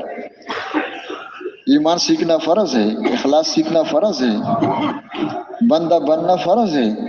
جو فرض درجے کے احکامات ہیں اس کی طرف تو کوئی توجہ نہیں ہے، مستحبات پہ لگا ہوا ہے، بڑا بزرگ بن رہا ہے. کیا بن رہا ہے بھائی؟ یہ شیطان کا سب سے بڑا حملہ ہوتا ہے کہ تباہ بھی ہو رہا ہے اور اس کو پتہ بھی نہیں ہو رہا ہے. نورانی حجاب ہے. کیا حجاب ہے بھائی؟ اور جب آنکھیں بند ہو جائے کفن میں رکھ دیا اس وقت پتہ چل جائے کہ زندگی تباہ کر کے آیا. اور پھر فرمائے مفتی صاحب کہ میں اپنی طرف سے نہیں کہہ رہا ہوں، ہم تبلیغ والے نہیں کہہ رہے، میری کیا ایک ٹکے کی بھی حیثیت نہیں ہے. اللہ کے نبی نے بتایا. کس نے بتایا؟ کہ اعمال میں سب سے بڑا عمل جہاد ہے، اور جہاد میں سب سے بڑا عمل جان دینا ہے.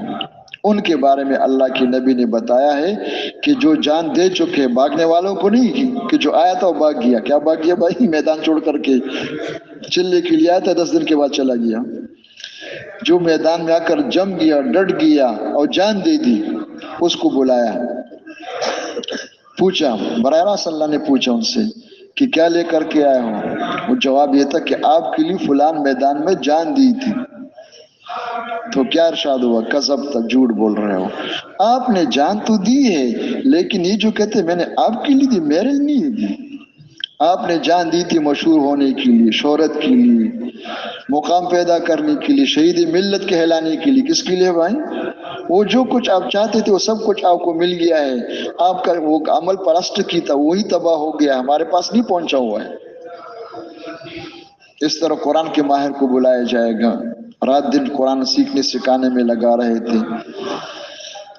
سخی کو، اس حافظ کو نہیں بلایا ہے کہ جو قرآن پاک یاد کر کے غفلت سے بھول گئے پھر پڑھتے نہیں تھے۔ اول نمبر والے کو بلایا، رات دن لگے ہوئے، خوب یاد ہے۔ اس مال والے کو نہیں بلایا کہ سب سے بڑا بخیل ہے کہ اپنے مال کیوں خرچ نہیں کیا۔ اس کو بلایا جو سب سے بڑا سخی تھا خرچ کرنے میں۔ لیکن جب کہا کہ میں نے آپ کے لیے قرآن پاک کو سیکھا سکھایا ہے، تو ارشاد ہوا کہ جھوٹ بول رہے ہو۔ آپ نے جو کچھ کیا ہے کیا تو آپ نے ہے اپنے حیثیت بنانے کے لیے، اپنے پارٹی مضبوط کرنے کے لیے، اپنے ارد گرد لوگوں کو جمع کرنے کے لیے، جو کچھ جس کے لیے کیا تو آپ کو پتہ ہے، اللہ کو بھی پتہ ہے۔ اللہ فرما رہے مجھے بھی پتہ ہے، آپ کو بھی پتہ ہے۔ تو بتاؤ، یہ بہت قیمتی لوگ ہیں، جان دینے والے، قرآن پاک سیکھنے سکھانے والے اور مال خرچ کرنے والے، کوئی معمولی لوگ نہیں ہیں، بڑے قیمتی لوگ ہیں۔ لیکن جب ان کا یہ سب سے بڑا عمل ایمان اخلاص کے بغیر پلاسٹک ہی نکل آیا، اللہ تک نہیں پہنچا ہوا ہے، تو اس سے نیچے عمل کا خود ہی اندازہ لگاؤ کہ کیا ہوگا۔ کسی کے دھوکہ لگنے سے حقیقت تو نہیں بدل سکتی۔ تو سب سے پہلے سیکھنے کی چیز ایمان اخلاص ہے، یہ شرط ہے۔ من صام رمضان ایمانا واحتسابا، من قام رمضان ایمانا واحتسابا، من قام لیلۃ القدر ایمانا واحتسابا، من اتبع جنازة مسلم ایمانا واحتسابا، من احتبس فرسا فی سبیل اللہ ایمانا باللہ وتصدیقا بوعده، 40 خصلة من عمل منها عملا ایمانا، ہر جگہ ایمان احتساب، ایمان احتساب۔ احتساب کیا ہے؟ کہ اس عمل پر جو اللہ انعام دیں گے اس کا یقین اور شوق ہو، اور اس میں سب سے بڑی دولت کیا ہے؟ وَرِضْوَانٌ مِّنَ اللَّهِ اکبر، جنت بھی اللہ دیں گے، سونے چاندی کے محلات بھی دیں گے، نوکر چاکر بھی ملیں گے، لیکن ساری نعمتوں سے بڑی نعمت کیا ہے؟ کہ اللہ راضی ہو جائیں گے۔ یہ ہر وقت مستحضر ہو، یہ سیکھنے سے آتا ہے۔ اور سیکھنے کا راستہ کیا ہے؟ کہ سب سے پہلی ایمان اخلاص کی دعوت ہے۔ صحابہ کرام خود ہی فرما رہے کہ کننا مع النبی صلی اللہ علیہ وسلم ونحن فتیان حداورا فتعلمنا الایمان ثم تعلمنا القرآن فازددنا به ایمان۔ ہم نے سب سے پہلی ایمان سیکھا قبل ان نتعلم القرآن۔ قرآن سے مراد یہ احکامات ہیں، پھر ہم نے احکامات کو سیکھا، اور سیکھنے سے مراد یاد کرنا، کاپی میں لکھنا نہیں، سیکھنے سے مراد کیا ہوتا ہے؟ عملی سیکھنا ہوتا ہے، کہ اس حکم کو اس طرح پورا کرنا جس طرح مطلوب ہے، یہ سیکھا ہم نے، اس سے ہم ایمان میں ترقی کر رہے ہیں۔ اصل ایمان ہے، ایمان کے بغیر جنت داخلہ حرام، ممنوع ہے، جہنم سے بچاؤ نہیں ہو سکتا ہے۔ اعمال کی قیمت بقدر ایمان ہے، بقدر یقین ہے۔ تو اس زمانے میں اس کا رواج نہیں ہے، تو شکر ہے نکلنے کا رواج تو بن گیا ہے، اللہ پاک اور ترقی نصیب فرما دے۔ بہت کم نکل رہے لیکن نکل رہے ہیں، لیکن نکل کر ایمان سیکھنے کا رواج تقریباً یہ سمجھو کہ ہے ہی نہیں ہے۔ کیا نہیں ہے بھائی؟ دعوت دو، دعوت دو، کس لیے؟ اس لیے دعوت دی کہ زبان چالو ہو جائے۔ کیا ہو جائے بھائی؟ کیا چالو ہو جائے؟ نوجوان لگے رہتے ہیں نا، بڑے شوق میں ہوتا ہے کہ بھائی زبان چالو ہو جائے، میں بھی اس طرح تقریر کروں۔ کیا کروں؟ اس وقت تک تو لگے رہتے ہیں، اور جب ایک دفعہ اعلان کر دیا، 5-6 دفعہ اعلان کر دیا، اس کے بعد 1-2 دفعہ بیان کر لیا، شروع میں پسینہ آ رہا تھا، بہت گھبرا رہے تھے، جب پسینہ آنا بند ہو گیا تو دھوکہ لگے کہ الحمدللہ دخلت الجنہ۔ کیا ہو گیا بھائی؟ کیا ہو گیا؟ اس کے بعد پھر کہتے روزانہ دعوت دے رہے ہو، کسی موقع نہیں مل رہا، ہم مصروف ہیں۔ کیا ہے؟ کون ہے بھائی؟ دعوت دے رہے ہو کہ ہم بڑے لوگ شعبے چلا رہے ہیں۔ کیا چلا رہے ہیں؟ وہ بیماری کو پتہ نہیں کیا سمجھ رہے۔ تو سب سے پہلے یہ جو ہم دعوت دے رہے ہیں اور یہ دعوت سن رہے ہیں، یہ ایمان سیکھ رہے ہیں۔ کیا سیکھ رہے ہیں؟ تو سننا بھی ہے اور جا کے دعوت دینا بھی ہے۔ وہ ایک دفعہ فجر کے بیان کے بعد آخر میں میں نے ساتھیوں سے پوچھا کہ اب اعلانات ہوں گے انشاءاللہ، اس کے بعد پھر کہاں جانا ہے؟ تو سب خاموش تھے۔ ایک بھائی نے کہا کہ ابھی جا کر 2 رکعت اشراق پڑھیں گے، اس کے بعد ناشتہ کریں گے، پھر سو جائیں گے۔ میں نے کہا اچھا یہ 3 گھنٹے کس لیے سن رہے تھے؟ برکت کے لیے کہ معمول ہے بس؟ کیا ہے بھائی؟ تو دوسرے نے کہا کہ بھائی وہ نہیں، وہ دعوت دیں گے بعد میں، ایک موقع مل گیا تو کریں گے، اس وقت تو جلدی کرو چائے ٹھنڈی نہ ہو جائے۔ کیا نہ ہو جائے؟ کیا نہ ہو جائے؟ وہ غیر رمضان کی بات تھی۔ میں نے کہا ان کو اتنا تو پتہ ہے کہ چائے ٹھنڈی نہ ہو جائے، جلدی کر رہے ہیں ناشتہ کیا نہ ہو جائے، اور اس کو یہ پتہ نہیں کہ 2-3 گھنٹے سن سن کر میرا مشین گرم ہو گیا۔ کیا ہو گیا بھائی؟ ابھی دماغ میں سب کچھ موجود ہے، کچھ جذبہ بھی بنا ہوا ہے، چائے پیو گے سو جاؤ گے تو انشاءاللہ کیا ہو جائے گا؟ 12 بجے دیکھو تو سب کچھ ختم۔ کیا ہو گیا؟ پھر کہتے ہیں مجھے کافی بھی لکھ کے دے دو۔ کیا دے دو؟ کئی آ جاتے ہیں کہ کافی میں لکھ دو۔ میں نے کہا تعویذ بچوں کے لیے ہوتا ہے۔ کس کے لیے ہوتا ہے؟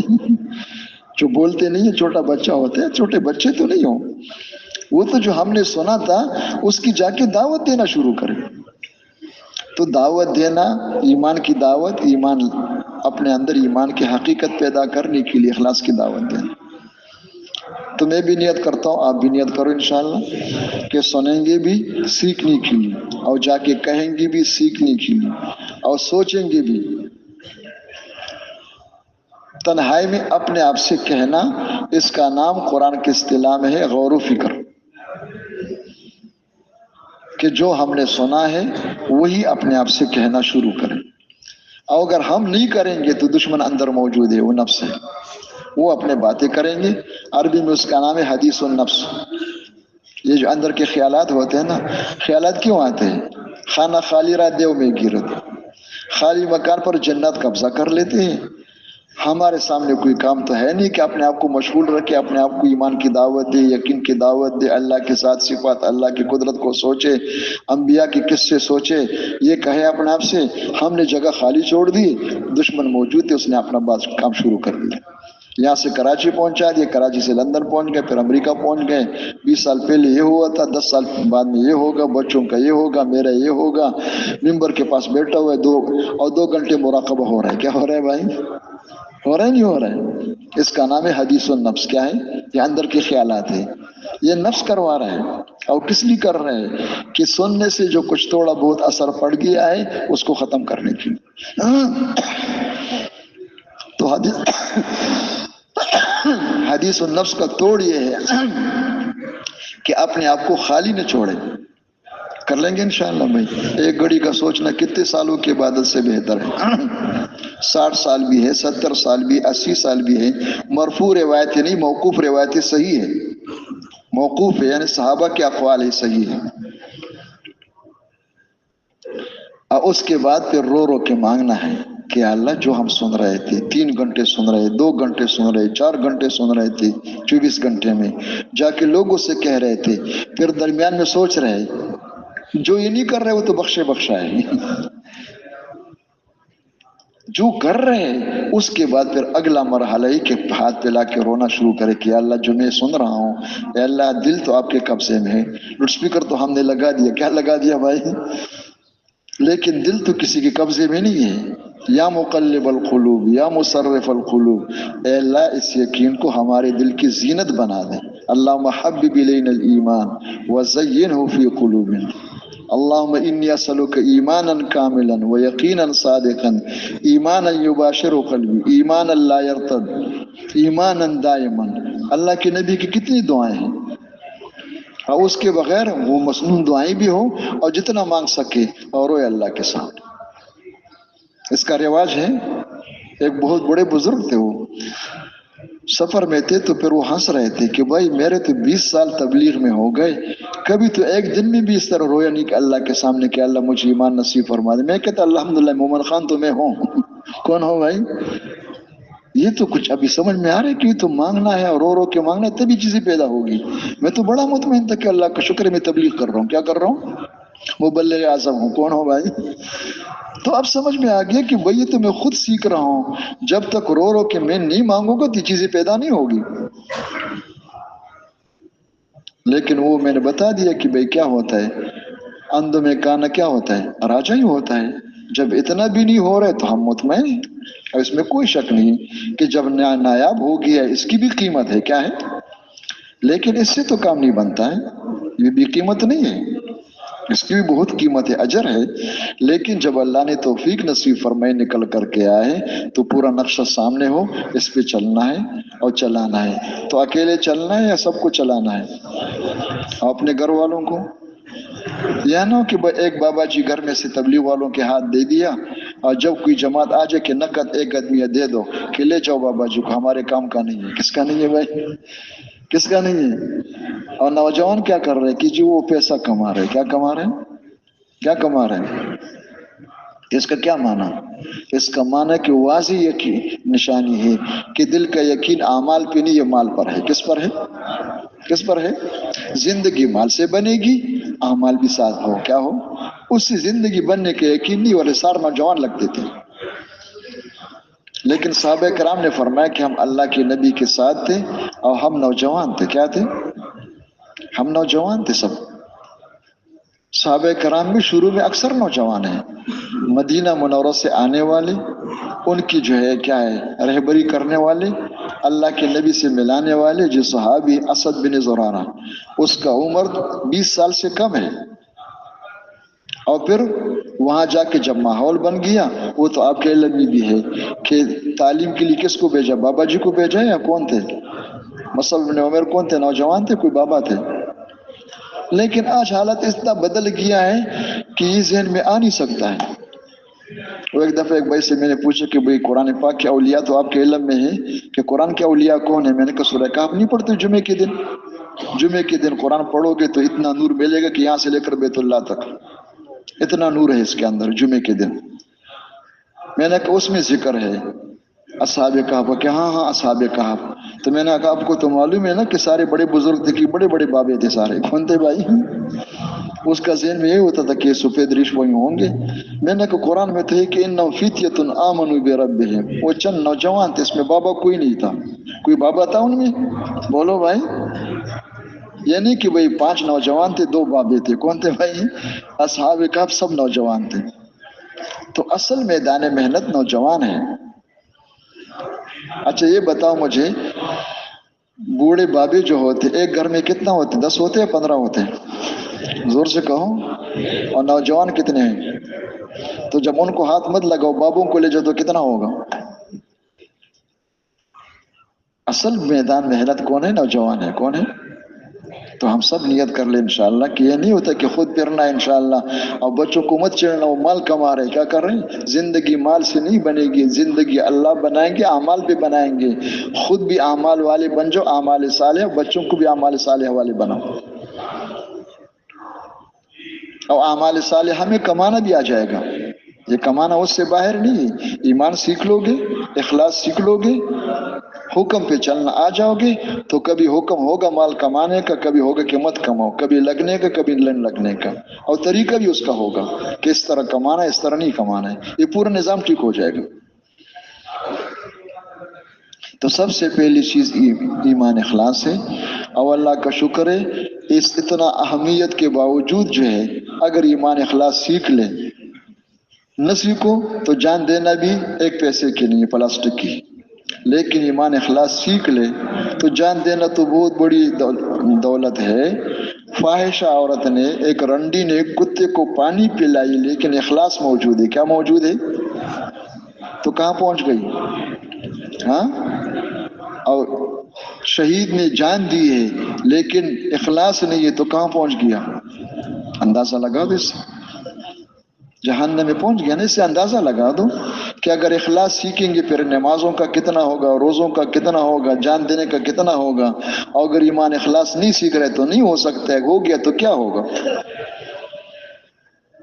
اس کا ماحول بن جائے کہ ایمان سیکھنا، اخلاص شروع یہیں سے سیکھنا، پورا دین سیکھنا ہے ہمیں۔ بندگی بھی ہے، نمائندگی بھی ہے ہر جگہ، لیکن اپنی جگہ پہ ہے۔ اب ایمان سیکھنے کا طریقہ کیا ہے؟ حضرت فرمایا کرتے تھے کہ لا الہ الا اللہ محمد رسول اللہ۔ سب کہو بھائی۔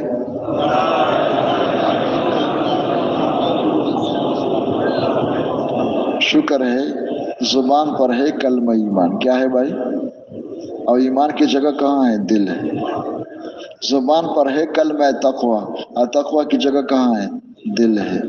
زبان پر ہے کلمہ اخلاص، اب اخلاص کی جگہ کہاں ہے؟ لاؤڈ اسپیکر ہے، تقریر ہے، وما علینا الا البیان. بس تو یہ فرق واضح ہو. ایک دفعہ مشورے میں ایک جماعت کام کر کے واپس آئی. بولنے والے بڑے تیز تھے، ہم نے یہ کر لیا، وہ کر دیا، ہم نے سب کچھ سیکھا. آخر میں اس پہ پہنچ گئے کہ ہم نے ایمان بھی سیکھا، اخلاص بھی سیکھا، ایمان مجمل بھی سیکھا، منت باللہ کما ہوا باسمائی و صفات مجملا، ایمان مفصل بھی سیکھا، منت باللہ و ملائکتی و کتبی. ہمارے ایک بزرگ تھے لاہور کے، وہ ٹیک لگائے ہوئے تھے، سیدھے ہو کے بیٹھ گئے.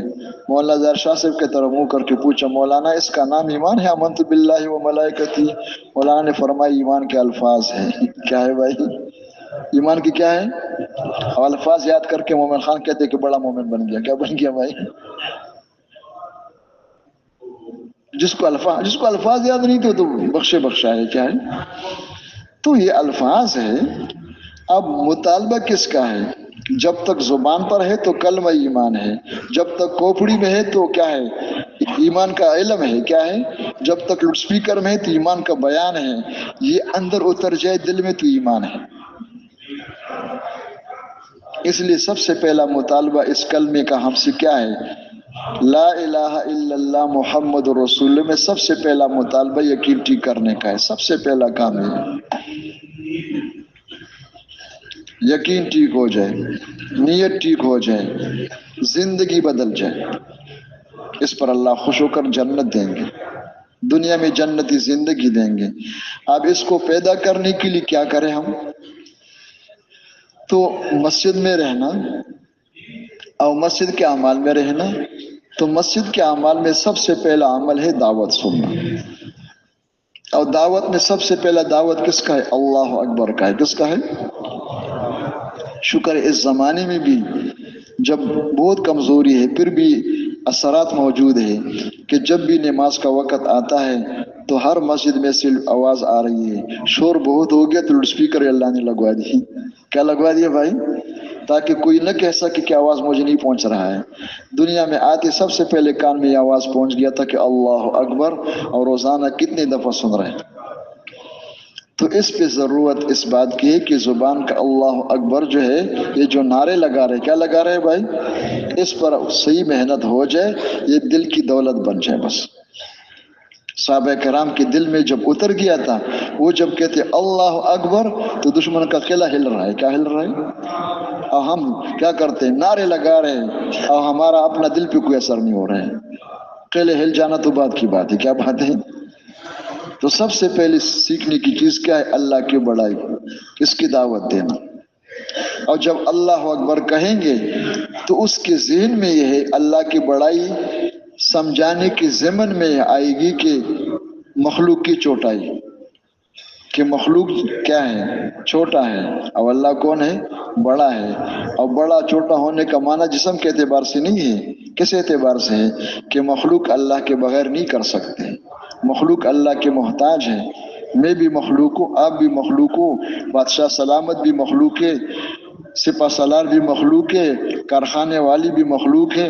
اور مخلوق اللہ کے بغیر اٹھ بھی نہیں سکتے، بیٹھ بھی نہیں سکتے، ہل بھی نہیں سکتے، مر بھی نہیں سکتے. کیوں؟ یہ تو چھوٹے ہیں. چھوٹوں سے کیا ہوتا ہے؟ آپ جاتے ہیں نا کہاں پہ کہ کس سے ملا، کہ وہ دروازے پہ اللہ کے بندے چھوٹوں سے ملے، وہ کیا کر سکتے؟ وہ بڑے سے ملنا چاہیے تھا. کیا ملنا چاہیے تھا؟ ان کو بڑا کہہ رہے سوچ سمجھ کر. بڑا ڈاکٹر ہے، اس نے کہا چینی استعمال نہ کرو، شوگر بڑھ جائے گی، نمک مت کھاؤ، یہ نہ کھاؤ، کہ جی جی جی ہے. اور اللہ اکبر کہتے، اللہ کہتے سود مت لو ورنہ اعلان جنگ کے لیے تیار ہو جاؤ، سب کچھ ہو رہا ہے. حضرت فرمایا کہتے کہ بیوقوف نے اللہ کو سمجھا نہیں، بغیر سمجھے کہتے اللہ اکبر. بڑا وزیر ہے، بڑا ڈاکٹر ہے، بڑا انجینئر ہے، بڑا دکان ہے، بڑا کارخانہ ہے، سمجھ کے بول رہے ہیں، اللہ اکبر بغیر سمجھے بول رہے ہیں. تو اس پر محنت ہے، اس کی دعوت ہے کہ دل دماغ میں اتر جائے، دل کا یقین بن جائے کہ اللہ اکبر. بڑا کون ہے اور کتنا بڑا ہے؟ اللہ اتنا بڑا ہے کہ اللہ کی بڑائی کا کوئی حد نہیں ہے. اور پھر ہم مخلوق ہے، سب مخلوق ہے، حکومت والی بھی اور ملک والی بھی اور مال والی بھی ہے اور آپ بھی۔ ہم چھوٹے ہیں، اور کتنے چھوٹے ہیں؟ اتنے چھوٹے کہ ہماری چھوٹائی کا کوئی حد نہیں، ہم کچھ نہیں کر سکتے اللہ کے بغیر۔ یہ بات زبان پہ آ جائے یا دل میں اتر جائے؟ زبان کو ذریعہ بنا دو، زبان سے کہنا، کانوں سے سننا، دماغ سے سوچنا، اللہ سے رو رو کے مانگنا۔ یہ وہی طریقہ جو پہلے زمانے میں تھا، لَيُصْلِحَ آخِرَ هَذِهِ الْأُمَّةِ إِلَّا مَا صَلَحَ بِهِ أَوَّلُهَا۔ علماء نے لکھا ہے، محققین نے لکھا ہے کہ صحابہ کرام کا یہ کہنا کہ تعلمنا الایمان، یہی تزکیہ ہے، اصلاح ہو جائے، تزکیہ ہو جائے، انسان بن جائے۔ کیا بن جائے؟ وہ کیا ہے؟ ایمان سیکھو۔ کون سی ایمان؟ صحابہ والی۔ ایمان کا مثال یوں سمجھو جس طرح انسان کی صحت ہے، ایک آدمی بیمار ہے، چارپائی پہ پڑا ہوا ہے، بوڑھا بابا بن گیا، کچھ نہیں کر سکتے، اللہ اس کو جوانی دے دے، اس کو صحت دے دے، تو پھر دیکھو کیا ہو سکتا ہے۔ تو دنیا میں اس وقت جتنی پریشانیاں ہیں، سارے پریشانیوں کی سبب کیا ہے؟ ظہر الفساد فی البر والبحر بما کسبت ایدی الناس۔ انسانی مشین کا استعمال غلط ہو رہا ہے، بس اس کے اوپر مسلمانوں پر اللہ نے باطل والوں کو مسلط کر دیا۔ کیا کر دیا بھائی؟ وَأَصْنَعَ عَلَيْكُمْ عِبَادًا لَنَا أُولِي بَأْسٍ شَدِيدٍ فَجَاسُوا خِلَالَ الدِّيَارِ۔ اب اس کو گالی دینے سے، نعرے لگانے سے یہ اللہ کے عذاب دور نہیں ہوگی۔ جس سبب پہ اللہ ناراض ہو کے عذاب مسلط کیا ہے، اس سبب کو دور کرو، اللہ کو راضی کر کے توبہ کرو، اللہ پاک ان کو نیچے کر کے آپ کو اوپر کر دیں گے۔ اس کو کہتے ہیں انقلاب۔ اور پھر اعمال کی خرابی کا وجہ کیا ہے؟ اعمال کی خرابی کا وجہ یقین کا بگاڑ ہے۔ کیا ہے؟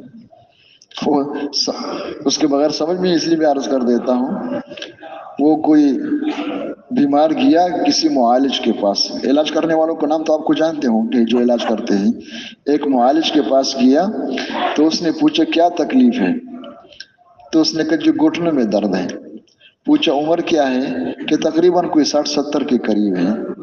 تو معالج نے کہا کہ 60-70 پہ پہنچ کر یہ گھٹنوں کا درد جو ہوتا ہے یہ مستقل بیماری نہیں ہے، ہماری کتاب میں بیماری شمار نہیں ہوتا ہے، یہ عمر کا تقاضا ہے، بڑھاپے میں ہو جاتا ہے۔ کیا ہو جاتا ہے؟ تم بوڑھے ہو، یہ بڑھاپا ہے۔ اور کیا تکلیف ہے؟ تو اس نے کہا کمر میں درد ہے، کہ وہی چیز ہے، بڑھاپا ہی ہے۔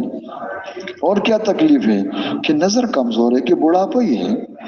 کہ اور کیا تکلیف ہے؟ کہ سنا ہی نہیں دیتا، کہ بڑھاپا ہی ہے۔ اور کیا تکلیف ہے؟ کہ اٹھ کر چکر آ کے گر جاتا ہوں، کہ بڑھاپا ہی ہے۔ اب اس بابا جی کو بڑھاپے کے لفظ گولی لگ رہی ہے کہ میرے بال سفید ہو گئے تو میں بوڑھا ہوں گیا، میں تو کل کا بچہ ہوں۔ اندر غصے ہو رہے ہیں، لیکن قہر درویش بر جان درویش۔ فقیر غصے ہو تو کس پر غصہ نکالے؟ اپنے اوپر غصہ نکالے، آگے تو کچھ نہیں سکتے۔ غصے ہو رہے، برداشت کر رہے تھے، لیکن آخر میں اتنا غصہ آ گیا کہ پارا اتنا چڑھ گیا کہ قابو سے باہر ہو گیا، اور کچھ پتہ نہیں چلا۔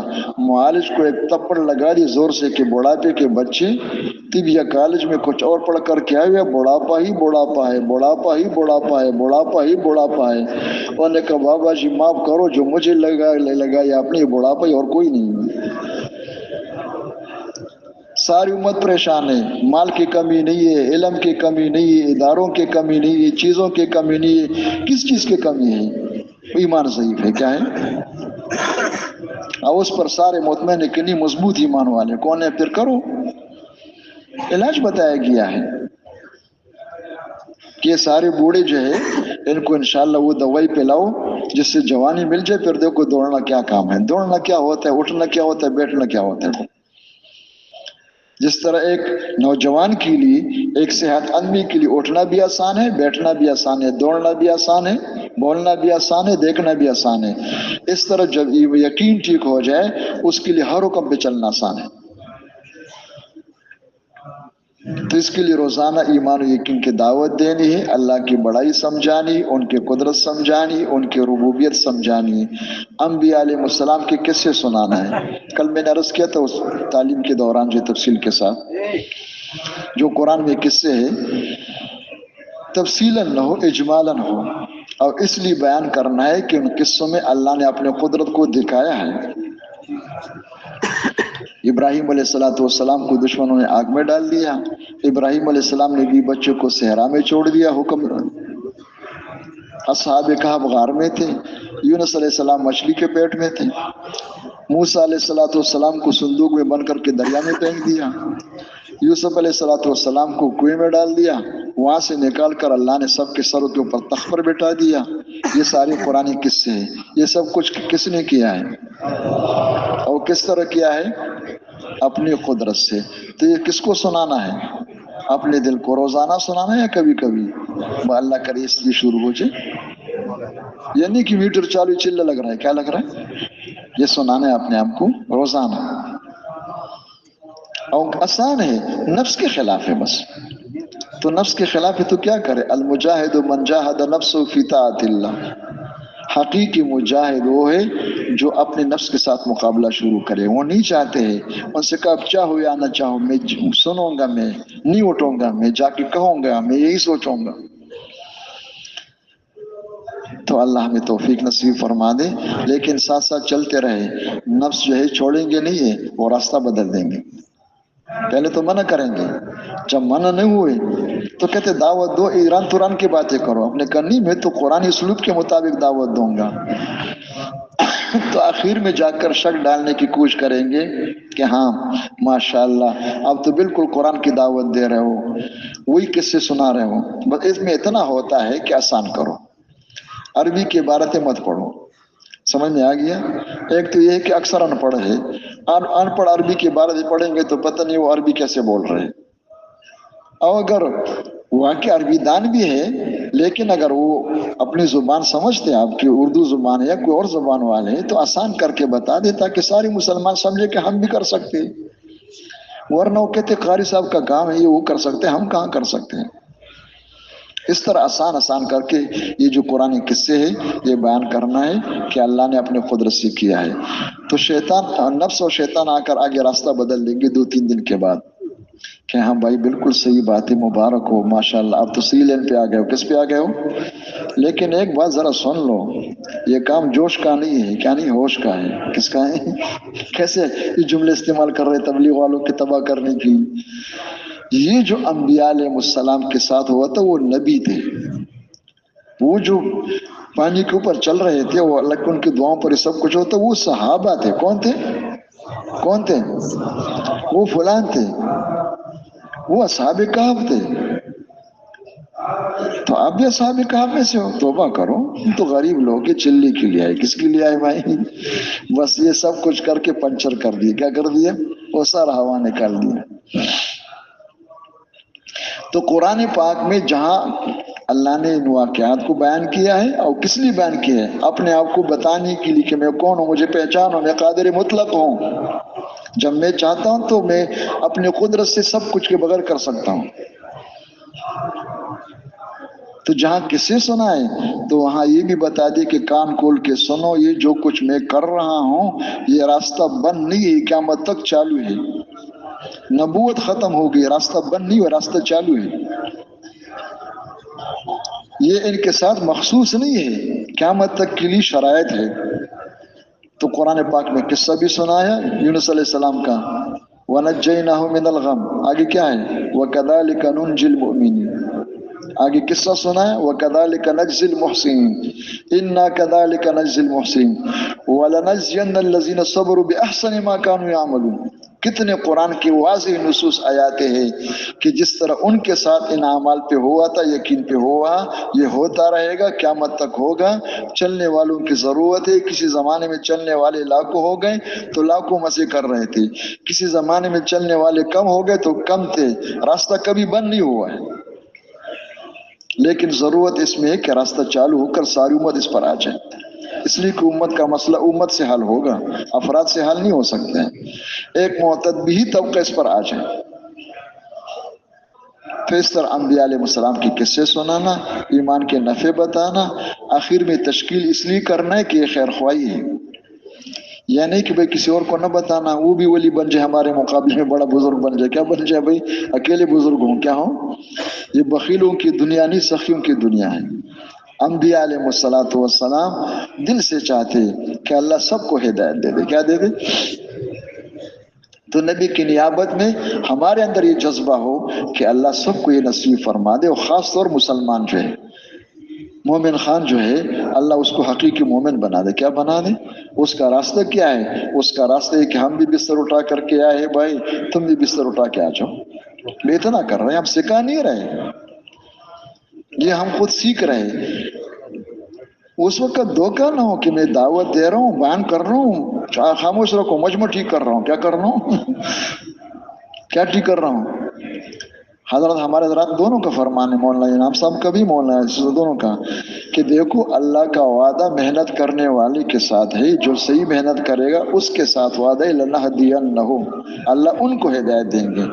جن پر محنت کر رہے ان کے بارے میں کوئی وعدہ نہیں ہے، وہ اللہ کی مشیت پر ہے، اللہ چاہے تو دے دیں، اللہ نہ چاہے تو پیغمبر بھی محنت کرے، اللہ ہدایت نہیں تو نہیں ہوتا ہے۔ اب شیطان کا پھر آخری حملہ یہ ہوتا ہے کہ جب صحیح رخ پر آ گیا ہے تو اپنے آپ سے غافل کر کے چراغ تلے اندھیرا ہوتا ہے، خود اپنے آپ کو تو پہنچا ہوا سمجھے کہ لوگوں کو ٹھیک کر رہا ہوں، نہ وہ ٹھیک ہو رہے نہ ہم ٹھیک ہو رہے۔ 20 سال کے بعد کہتے کہ بھئی اصلاح نہیں ہو رہے، کوئی اور راستہ چالو کرو، نہ کبھی ادھر کبھی ادھر، نہ خدا ہی ملا نہ وصال صنم، بس راستے غلط اختیار کر دیا تھا۔ نام تھا کہ میں تبلیغ میں چل رہا ہوں، چلی لگا رہا ہوں، کر رہے تھے اپنے مرضی۔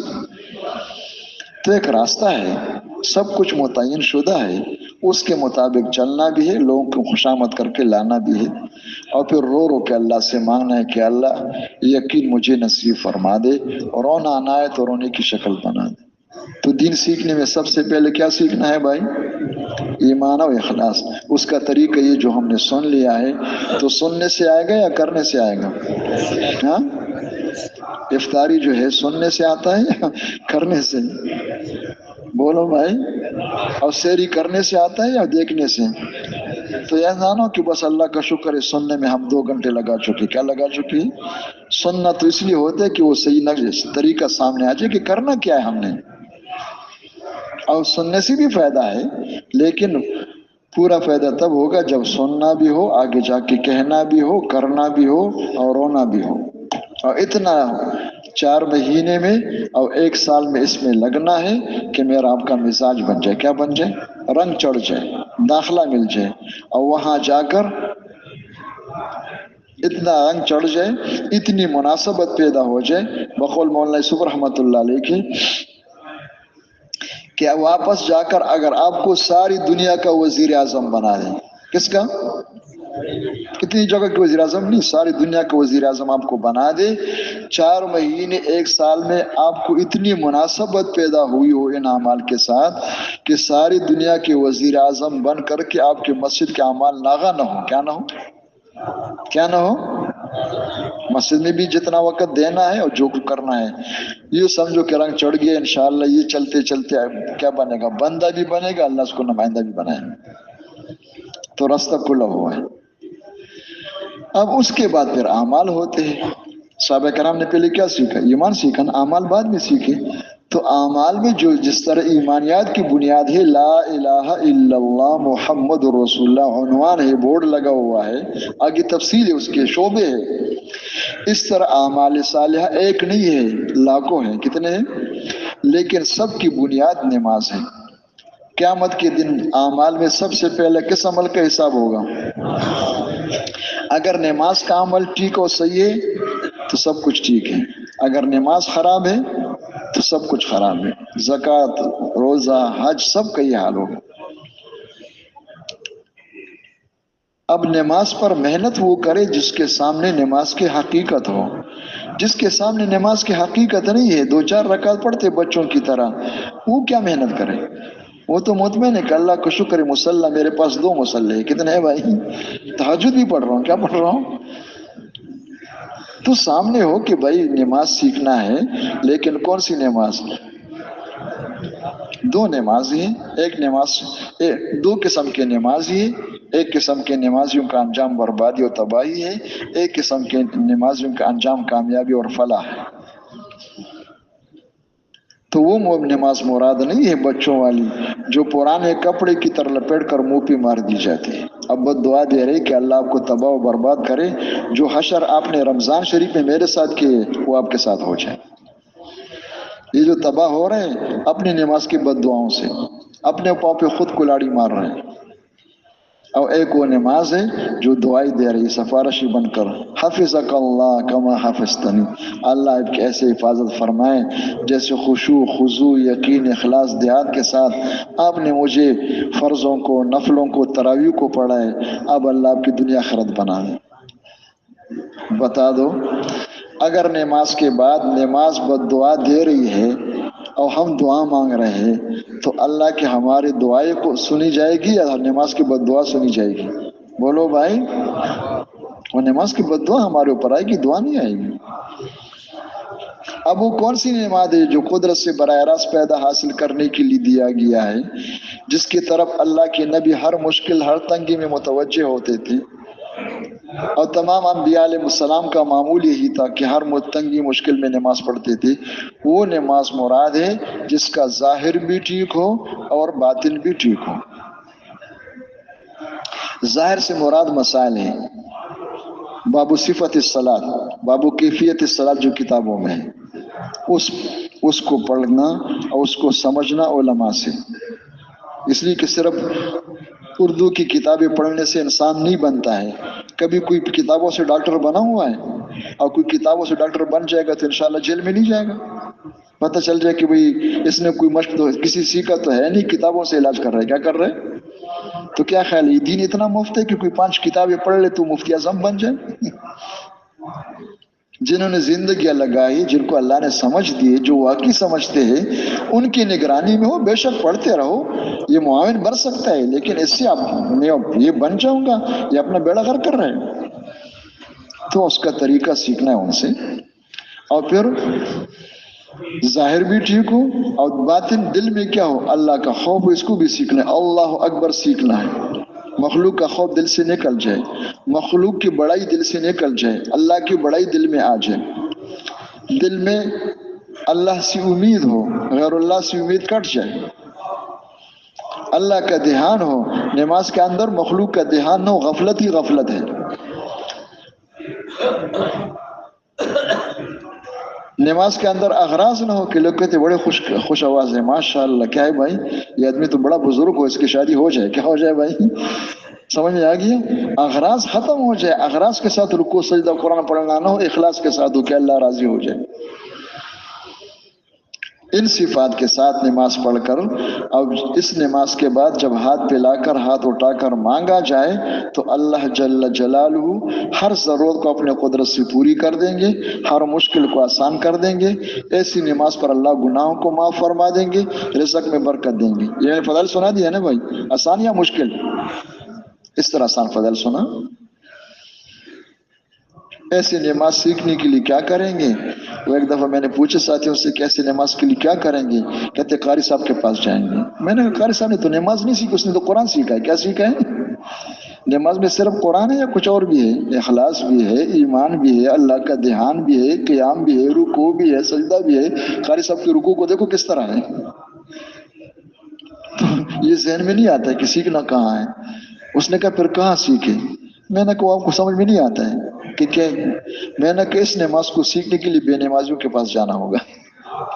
کن کے پاس جانا ہوگا؟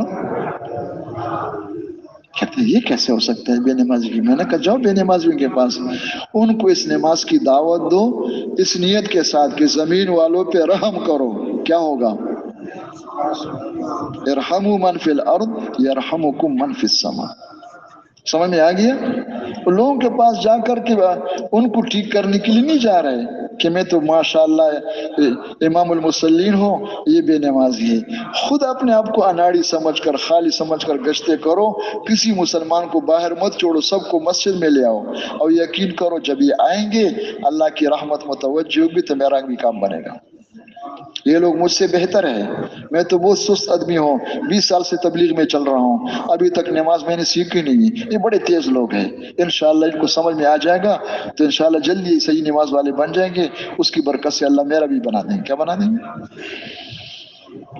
تو ان کے پاس جانا گشتوں میں اور اس نماز کی دعوت دینا، اور نماز کی دعوت میں رسول اللہ صلی اللہ علیہ وسلم اور صحابہ کرام کی نماز کے قصے سنانا۔ اصل نماز وہ ہے، ہمارے پاس نقل ہے، کیا ہے؟ ہمارے پاس کیا ہے؟ نقل پر محنت کرتے کرتے کرتے کرتے انسان اصل پہ پہنچ سکتا ہے۔ یہ مت سمجھو کہ کچھ نہیں ہے، نقل ہے، لیکن اس کو اصل مت سمجھو، اس پہ محنت شروع کر لیں تاکہ اس نماز کے اندر وہ ساری صفات پیدا ہو جائے، اور پھر اللہ سے رو رو کے مانگنا ہے کہ اللہ مجھے وہ نماز نصیب فرما دے۔ کون سی نماز؟ اور جتنا ہو گیا ہے اس کو اپنا کمال نہ سمجھے کہ میں جان مار رہا ہوں، میں نے بہت جان ماری ہے، میں نے بہت کام کیا ہے۔ جتنا ہو گیا ہے اس کو سمجھو کہ فضل ہے کس کا، کرم ہے کس کا، دل میں شکر کی کیفیت ہو کہ یا اللہ میں تو اس کا مستحق نہ ہوں، اپنے اوپر میرے اوپر کتنے احسان کیے کہ مجھے یہاں تک پہنچایا ہے۔ اور ساتھ اس کا بھی اہتمام ہو اور اعتراف ہو اللہ کے سامنے کہ اللہ کے شان کے مطابق نماز نہیں ہوئی، کما تلیق بشانی ما صلیت۔ اب اللہ سے رو رو کے مانگنا ہے۔ اللہ نماز کے بعد کیا ہے؟ استغفر اللہ، کیا ہے؟ اور نماز کے اندر کیا ہے؟ اللہم انی ظلمت نفسی ظلما کثیرا ولا یغفر الذنوب الا انت فاغفر لی مغفرۃ من عندک وارحمنی انک انت الغفور الرحیم۔ یہ کس پر ہے؟ اپنی نماز پر ہے کہ وہ نماز نہیں ہے، کیا نہیں ہے من؟ اللہ مجھے معاف فرما دے، اور پھر رو رو کے مانگنا کہ اللہ مجھے نماز نصیب فرما دے۔ کون سی نماز؟ بولو بھائی، وہ نماز۔ کون سی نماز؟ وہ ہمارے علاقے والی نماز ہے۔ اللہم اعنی علی ذکرک و شکرک و حسن عبادتک۔ یا اللہ وہ نماز جس میں یقین بھی ہو، اخلاص بھی ہو، دھیان بھی ہو، سنت کے مطابق بھی ہو، جو اللہ آپ کے دربار میں قبول شدہ نماز ہو، وہ نماز مجھے نصیب فرما دے۔ میرے پاس نہیں، اور رونا شروع کرے۔ رونا نہ ہے تو کیا کرے بھائی؟ رونے کی شکل بنا دے۔ یہ ہے ایمان و اعمال صالحہ قرآن کی اصطلاح میں، اور ہمارے آپ کی اصطلاح میں ہے کلمہ نماز۔ کیا نماز؟ کلمہ نماز سے مراد ایمان اعمال صالحہ ہیں۔ کلمہ نماز سے الفاظ نہیں ہے کہ میاں جی والی کلمہ نماز ہے، وہ تو اللہ کا شکر ہے، میاں جی میرا شاگرد ہے۔ کس کا شاگرد ہے؟ وہ سب کچھ مجھے آتا ہے، کہاں آتا ہے ہمیں؟ وہ حقائق مراد ہے۔ حضرت فرمایا کرتے تھے جس کو یہ کلمہ نماز مل گیا بے تاج کے بادشاہ ہے۔ کیا ہے؟ ملکن بدون تاج، وہ بے تاج کے بادشاہ ہے، وہ کسی کا غلام نہیں بن سکتا ہے، اس کو کوئی کیا کرنے استعمال نہیں کر سکتا ہے، اس لیے کہ اس نماز پر دینے والی ذات کون ہے؟ وہ ہر جگہ اپنی قدرت کے ساتھ، اپنے علم کے ساتھ ہر جگہ ہے۔ اب یہ نماز انشاءاللہ آپ کے پاس ہوں گے یا راستے میں گم کر لو گے کہ نہیں کوئی بستر نہیں ہے کریون میں بھول گیا ہے؟ کیا بھول گیا ہے بھائی؟ پہاڑ کے اوپر ہے، یہ نماز پڑھو، اللہ سے مانگو، اللہ کر دیں گے۔ اور جس کو یہ نماز مل گیا اس کو حوصلہ ہے کہ کمائی کو ٹھیک کر لے۔ کیا کر لے؟ ورنہ کہتے حرام کی کیا کرے، مجبور ہے یار، کیا کرے، چھوٹے چھوٹے نکے بچے کیا ہے بھائی، چھوٹے چھوٹے بچے کیا ہیں۔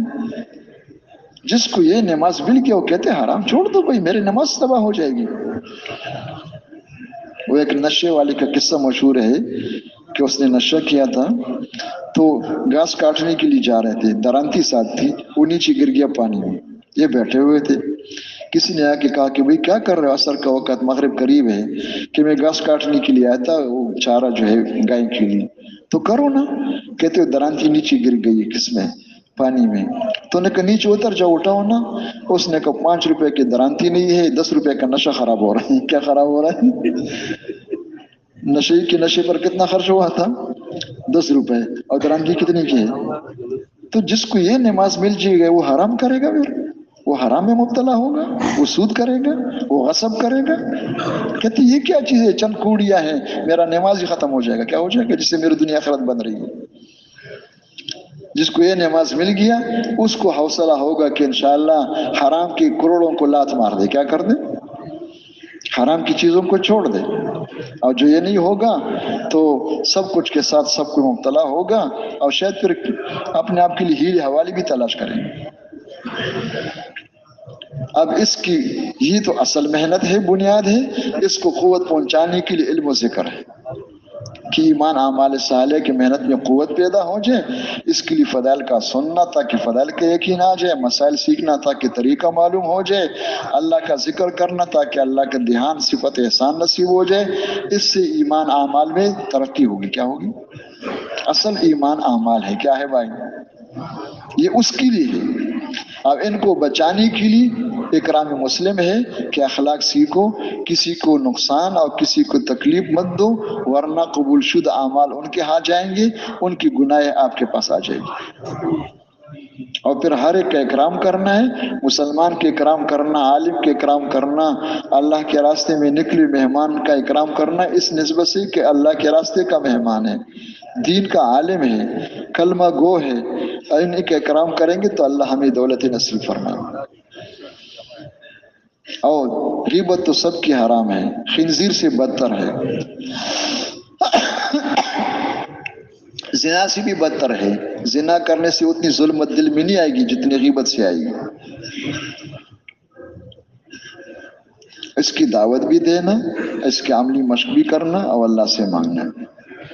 اب یہ سارے اعمال جو ہے یہ نور ہی نور ہے، ان اعمال کی دعوت دینے سے نور آئے گی، اس کو سننے سے کرنے سے، لیکن نور تب آئے گی جب یہ سب کچھ اللہ کے لیے، سننا بھی اللہ کے لیے، بولنا بھی اللہ کے لیے، کرنا بھی اللہ کے لیے۔ اس لیے نیت کو بار بار ٹھیک کرنے کا نام تصحیح نیت ہے۔ جس طرح سانس لینا جو ہوتا ہے تو دن میں ایک دفعہ سانس لیتی ہے، 2 دفعہ؟ بولو بھائی، یہ ابھی چالو ہے ماشاءاللہ، آ رہا ہے جا رہا ہے، آ رہا ہے جا رہا ہے، آ رہا ہے جا رہا ہے، بالکل یہ حال تصحیح نیت کا ہے۔ یہ نہیں کہ بھائی چلے میں آدھے ایک دفعہ نیت کر دی کہ سب کچھ اللہ کو راضی کرنے کے لیے کروں گا، بس ہو گیا۔ بابو استحضار نیت مستحضر ہو، مستحضر جانتے ہو؟ ہر وقت یاد ہو کہ اللہ کو راضی کرنے کے لیے اٹھ رہا ہوں، بیٹھ رہا ہوں، بول رہا ہوں، سن رہا ہوں۔ مولانا عبید اللہ صاحب رحمۃ اللہ علیہ نے بیان فرمایا کہ یہ عجیب مسئلہ ہو کہ ہمارے زمانے میں مذاکرے لکھنے پہ آ گئے۔ کس پہ آ گئے بھائی؟ لفظ وہاں کے ہیں اور اس کا شکل یہاں کے۔ وہ مذاکرے کس طرح کر رہے تھے ذرا سن لو کہ مذاکرے کرو، ورنہ کتابیں لکھ رہے ہیں۔ وہ اس طرح مذاکرے کر رہے، بطور نمونہ حافظ صاحب نے بتا دیا۔ ایک میواتی میاں جی نے جماعت والوں سے کہا کھانے کے وقت، تاکہ یاد رہے کہ آؤ جاؤ بھائی، حلال کا کھانا تیار ہے، حکم ہے کہ پاکیزہ کھانا کھاؤ، پاکیزہ عمل کرو، حکم ہے، آ جاؤ۔ خود اٹھ گئے، ان کو بھی اٹھا دیا، یاد دلا رہے آ جاؤ بھائی، کھانے سے پہلے ہاتھ دھونا سنت ہے، خود بھی ہاتھ دھو رہے، وہ بھی ان کے ہاتھ بھی دھلوا رہے۔ اچھا بھائی بیٹھ جاؤ، بیٹھ کے کھانا سنت ہے بھائی، دسترخوان لگاؤ بھائی، یہ بھی سنت ہے بھائی، اللہ کا نام بسم اللہ پڑھ کے کھانا کھاؤ، اور خود بسم اللہ پڑھ رہے اس میں بھائی، اپنے ہاتھ سے کھاؤ، دائیں ہاتھ سے کھاؤ، یہ سنت ہے بھائی، سامنے سے کھاؤ، درمیان سے نہ کھاؤ بھائی، الحمدللہ کہو۔ یہ لکھ رہے ہیں یا بتا رہے ہیں؟ اور ہم نے کیا کر دیا؟ کیا کر دیا؟ تو مذاکرے اس طرح ہوتے تھے، عملی طور پر کرتے تھے۔ وہ سارے ان پڑھ تھے، اکثر میواتی ان پڑھ ہوتے تھے، شروع والے بھی ان پڑھ تھے، اس کام کی شروع بھی ان پڑھوں سے ہوا ہے۔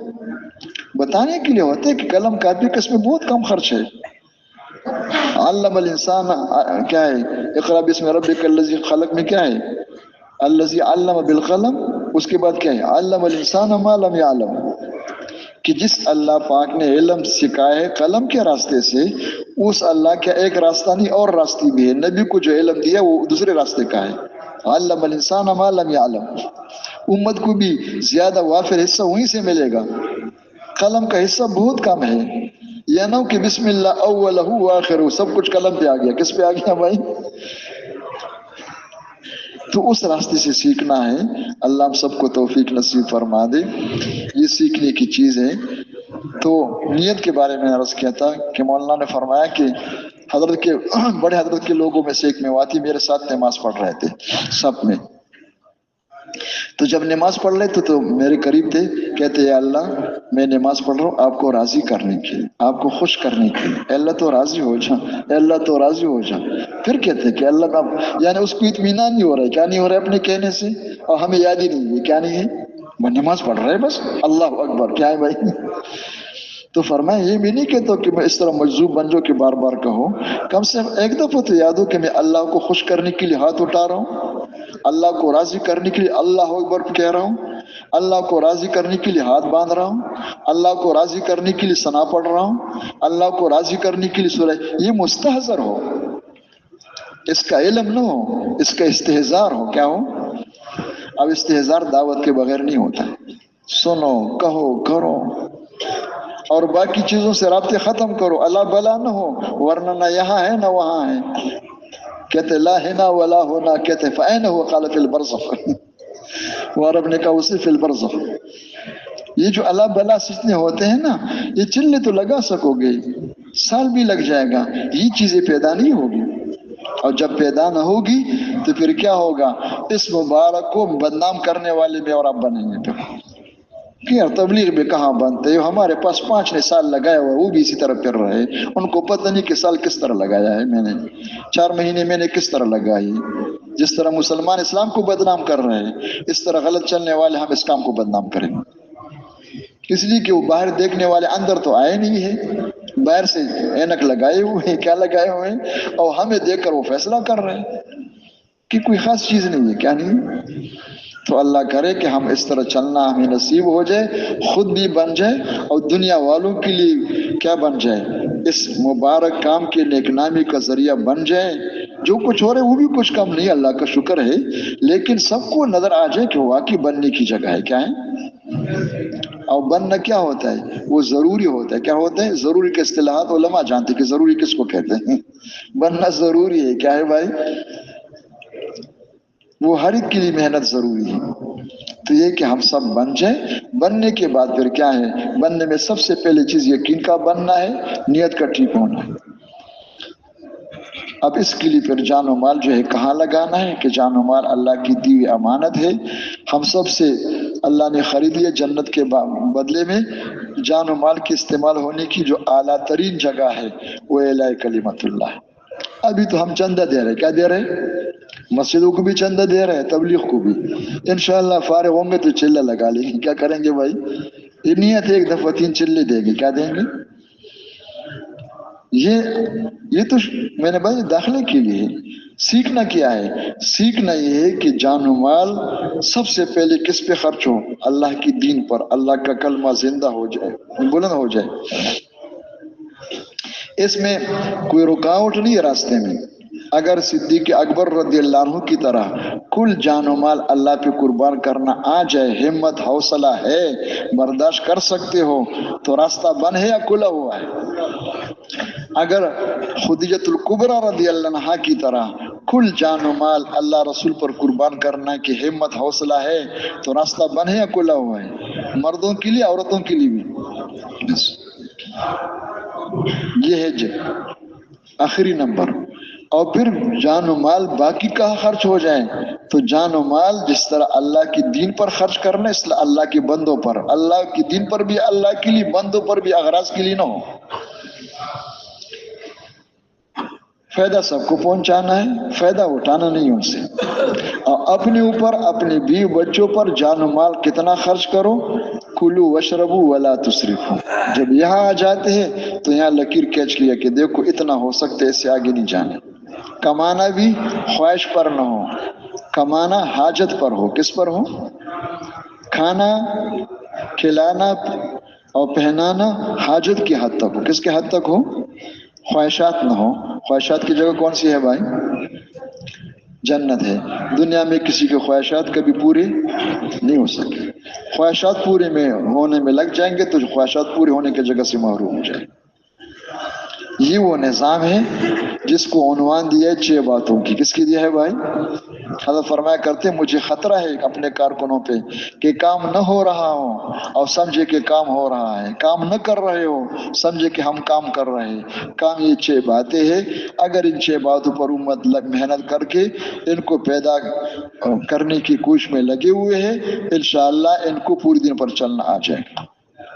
شرم کی بات ہے لیکن اس کے بغیر سمجھ میں نہیں آتا ہے۔ جس طرح پیسے کے بارے میں ذہن بنا ہوا ہے کہ گھر میں 5 آدمی سب پیسہ کمانے میں لگے ہوئے، دعا کرو انشاءاللہ وہ پیسے آ جائیں گے انشاءاللہ۔ کتنے؟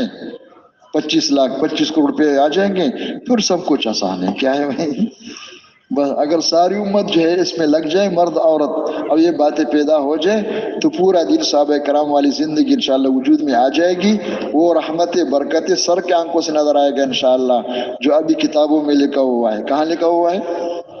بس کہ ہمارے بڑے ایسے تھے، صحابہ کرام ایسے تھے۔ وہ حضرت جی کے بیان میں ہے کہ حضرت شیخ نے ہمیں قصہ سنایا किस्सा ये सुनाया कि एक जगह गीदड़ गए थे, तो बड़े शोर मचा रहे थे। रात को गीदड़ों की आवाज शेर से भी ज्यादा मजबूत होता है। लेकिन जब सूरज निकल आया तो फिर गीदड़ तो गीदड़ होते हैं, भागने लगे। जब भाग रहे थे तो गीदड़ ने नारा लगाया, उसने कहा पदरम सुल्तान अबूद, मेरे वालिद साहब इस इलाके का बादशाह था, मैं शहजादा हूँ। कौन है भाई? और भाग रहे हैं। तो बाकी गीदड़ों ने जब सुना तो उन्होंने कहा मरा छो तोरा छो, तुम्हें क्या हमें क्या, तुम भी भाग रहे हो हम भी भाग रहे हैं, बादशाह थे तो वो होते। हजरत फरमाया करते कब तक की सुनाओगे लोगों को कि हमारे बड़े अच्छे थे, देखो ये हो रहा है, दुआओं पर ये हो रहा है, ये हो रहा है, कि तुम गीदड़ बनोगे या उस तरह बनने की कोई नियत भी है? कि किससे इसलिए सुनाना है बुजुर्गों की, साहबा कराम की, कि रास्ता खुला हुआ है, अपने ऊपर मेहनत करके रास्ता बन नहीं है, नहीं बन रहे तो अपनी सुस्ती की बिना पर है। कि अल्लाह पाक हमें वो सब कुछ नसीब फरमा दे। सहाबी बनना तो नहीं हो सकता है, वो तो सोबत नबूवत के साथ खास है, लेकिन सिफात सहाबा जिस पर मदद आई थी वो आज भी पैदा हो सकती। तो कौन कौन तैयार है इंशाअल्लाह में? ये हाथ उठाना ये होता है कि हमने नियत कर ली। क्या कर ली भाई? क्या कर ली? कि इंशाअल्लाह अपना काम बदल देंगे। मकसद तो अल्लाह की जात है, अल्लाह के साथ ताल्लुक है। ये हाथ उठाना है कि मैंने काम को काम बना दिया। क्या बना दिया? चंदी नहीं दूंगा। क्या नहीं दूंगा? ठीक है ना, काम बना दिया। और जो जिंदगी इसके बगैर गुजर गई इस पर तौबा इस्तिग़फ़ार करें। तो अब वो भाई जिनके 4 महीने अब तक नहीं लगे हुए हैं या लग चुके लेकिन दाखिला नहीं मिला, वो तफसील आपके सामने आ गई, या साल नहीं लगा हुआ है, जिनसे साल का मुतालबा, साल लग गया लेकिन दाखिला नहीं हुआ है, क्या नहीं हुआ, वो हिम्मत करके खड़े हो जाए कि इंशाअल्लाह 1 साल लगा के जाएंगे, इंशाअल्लाह 4 महीने लगा के जाएंगे, इस तरह लगाएंगे कि अल्लाह करे जी लग जाए, मुनासबत पैदा हो जाए, दाखिला मिल जाए। जो भाई हिम्मत के साथ तैयार है वो खड़े हो जाए, दाकुमुल्लाह खैर। 4 महीने 1 साल, उससे पहले नहीं जाएंगे इंशाअल्लाह। इस तरह कोशिश करेंगे कि वक़्त गुजारी ना हो। जहाँ तर्जमे हो रहे भाई वहाँ भी तश्कील शुरू करे भाई, उनके लिए भी है।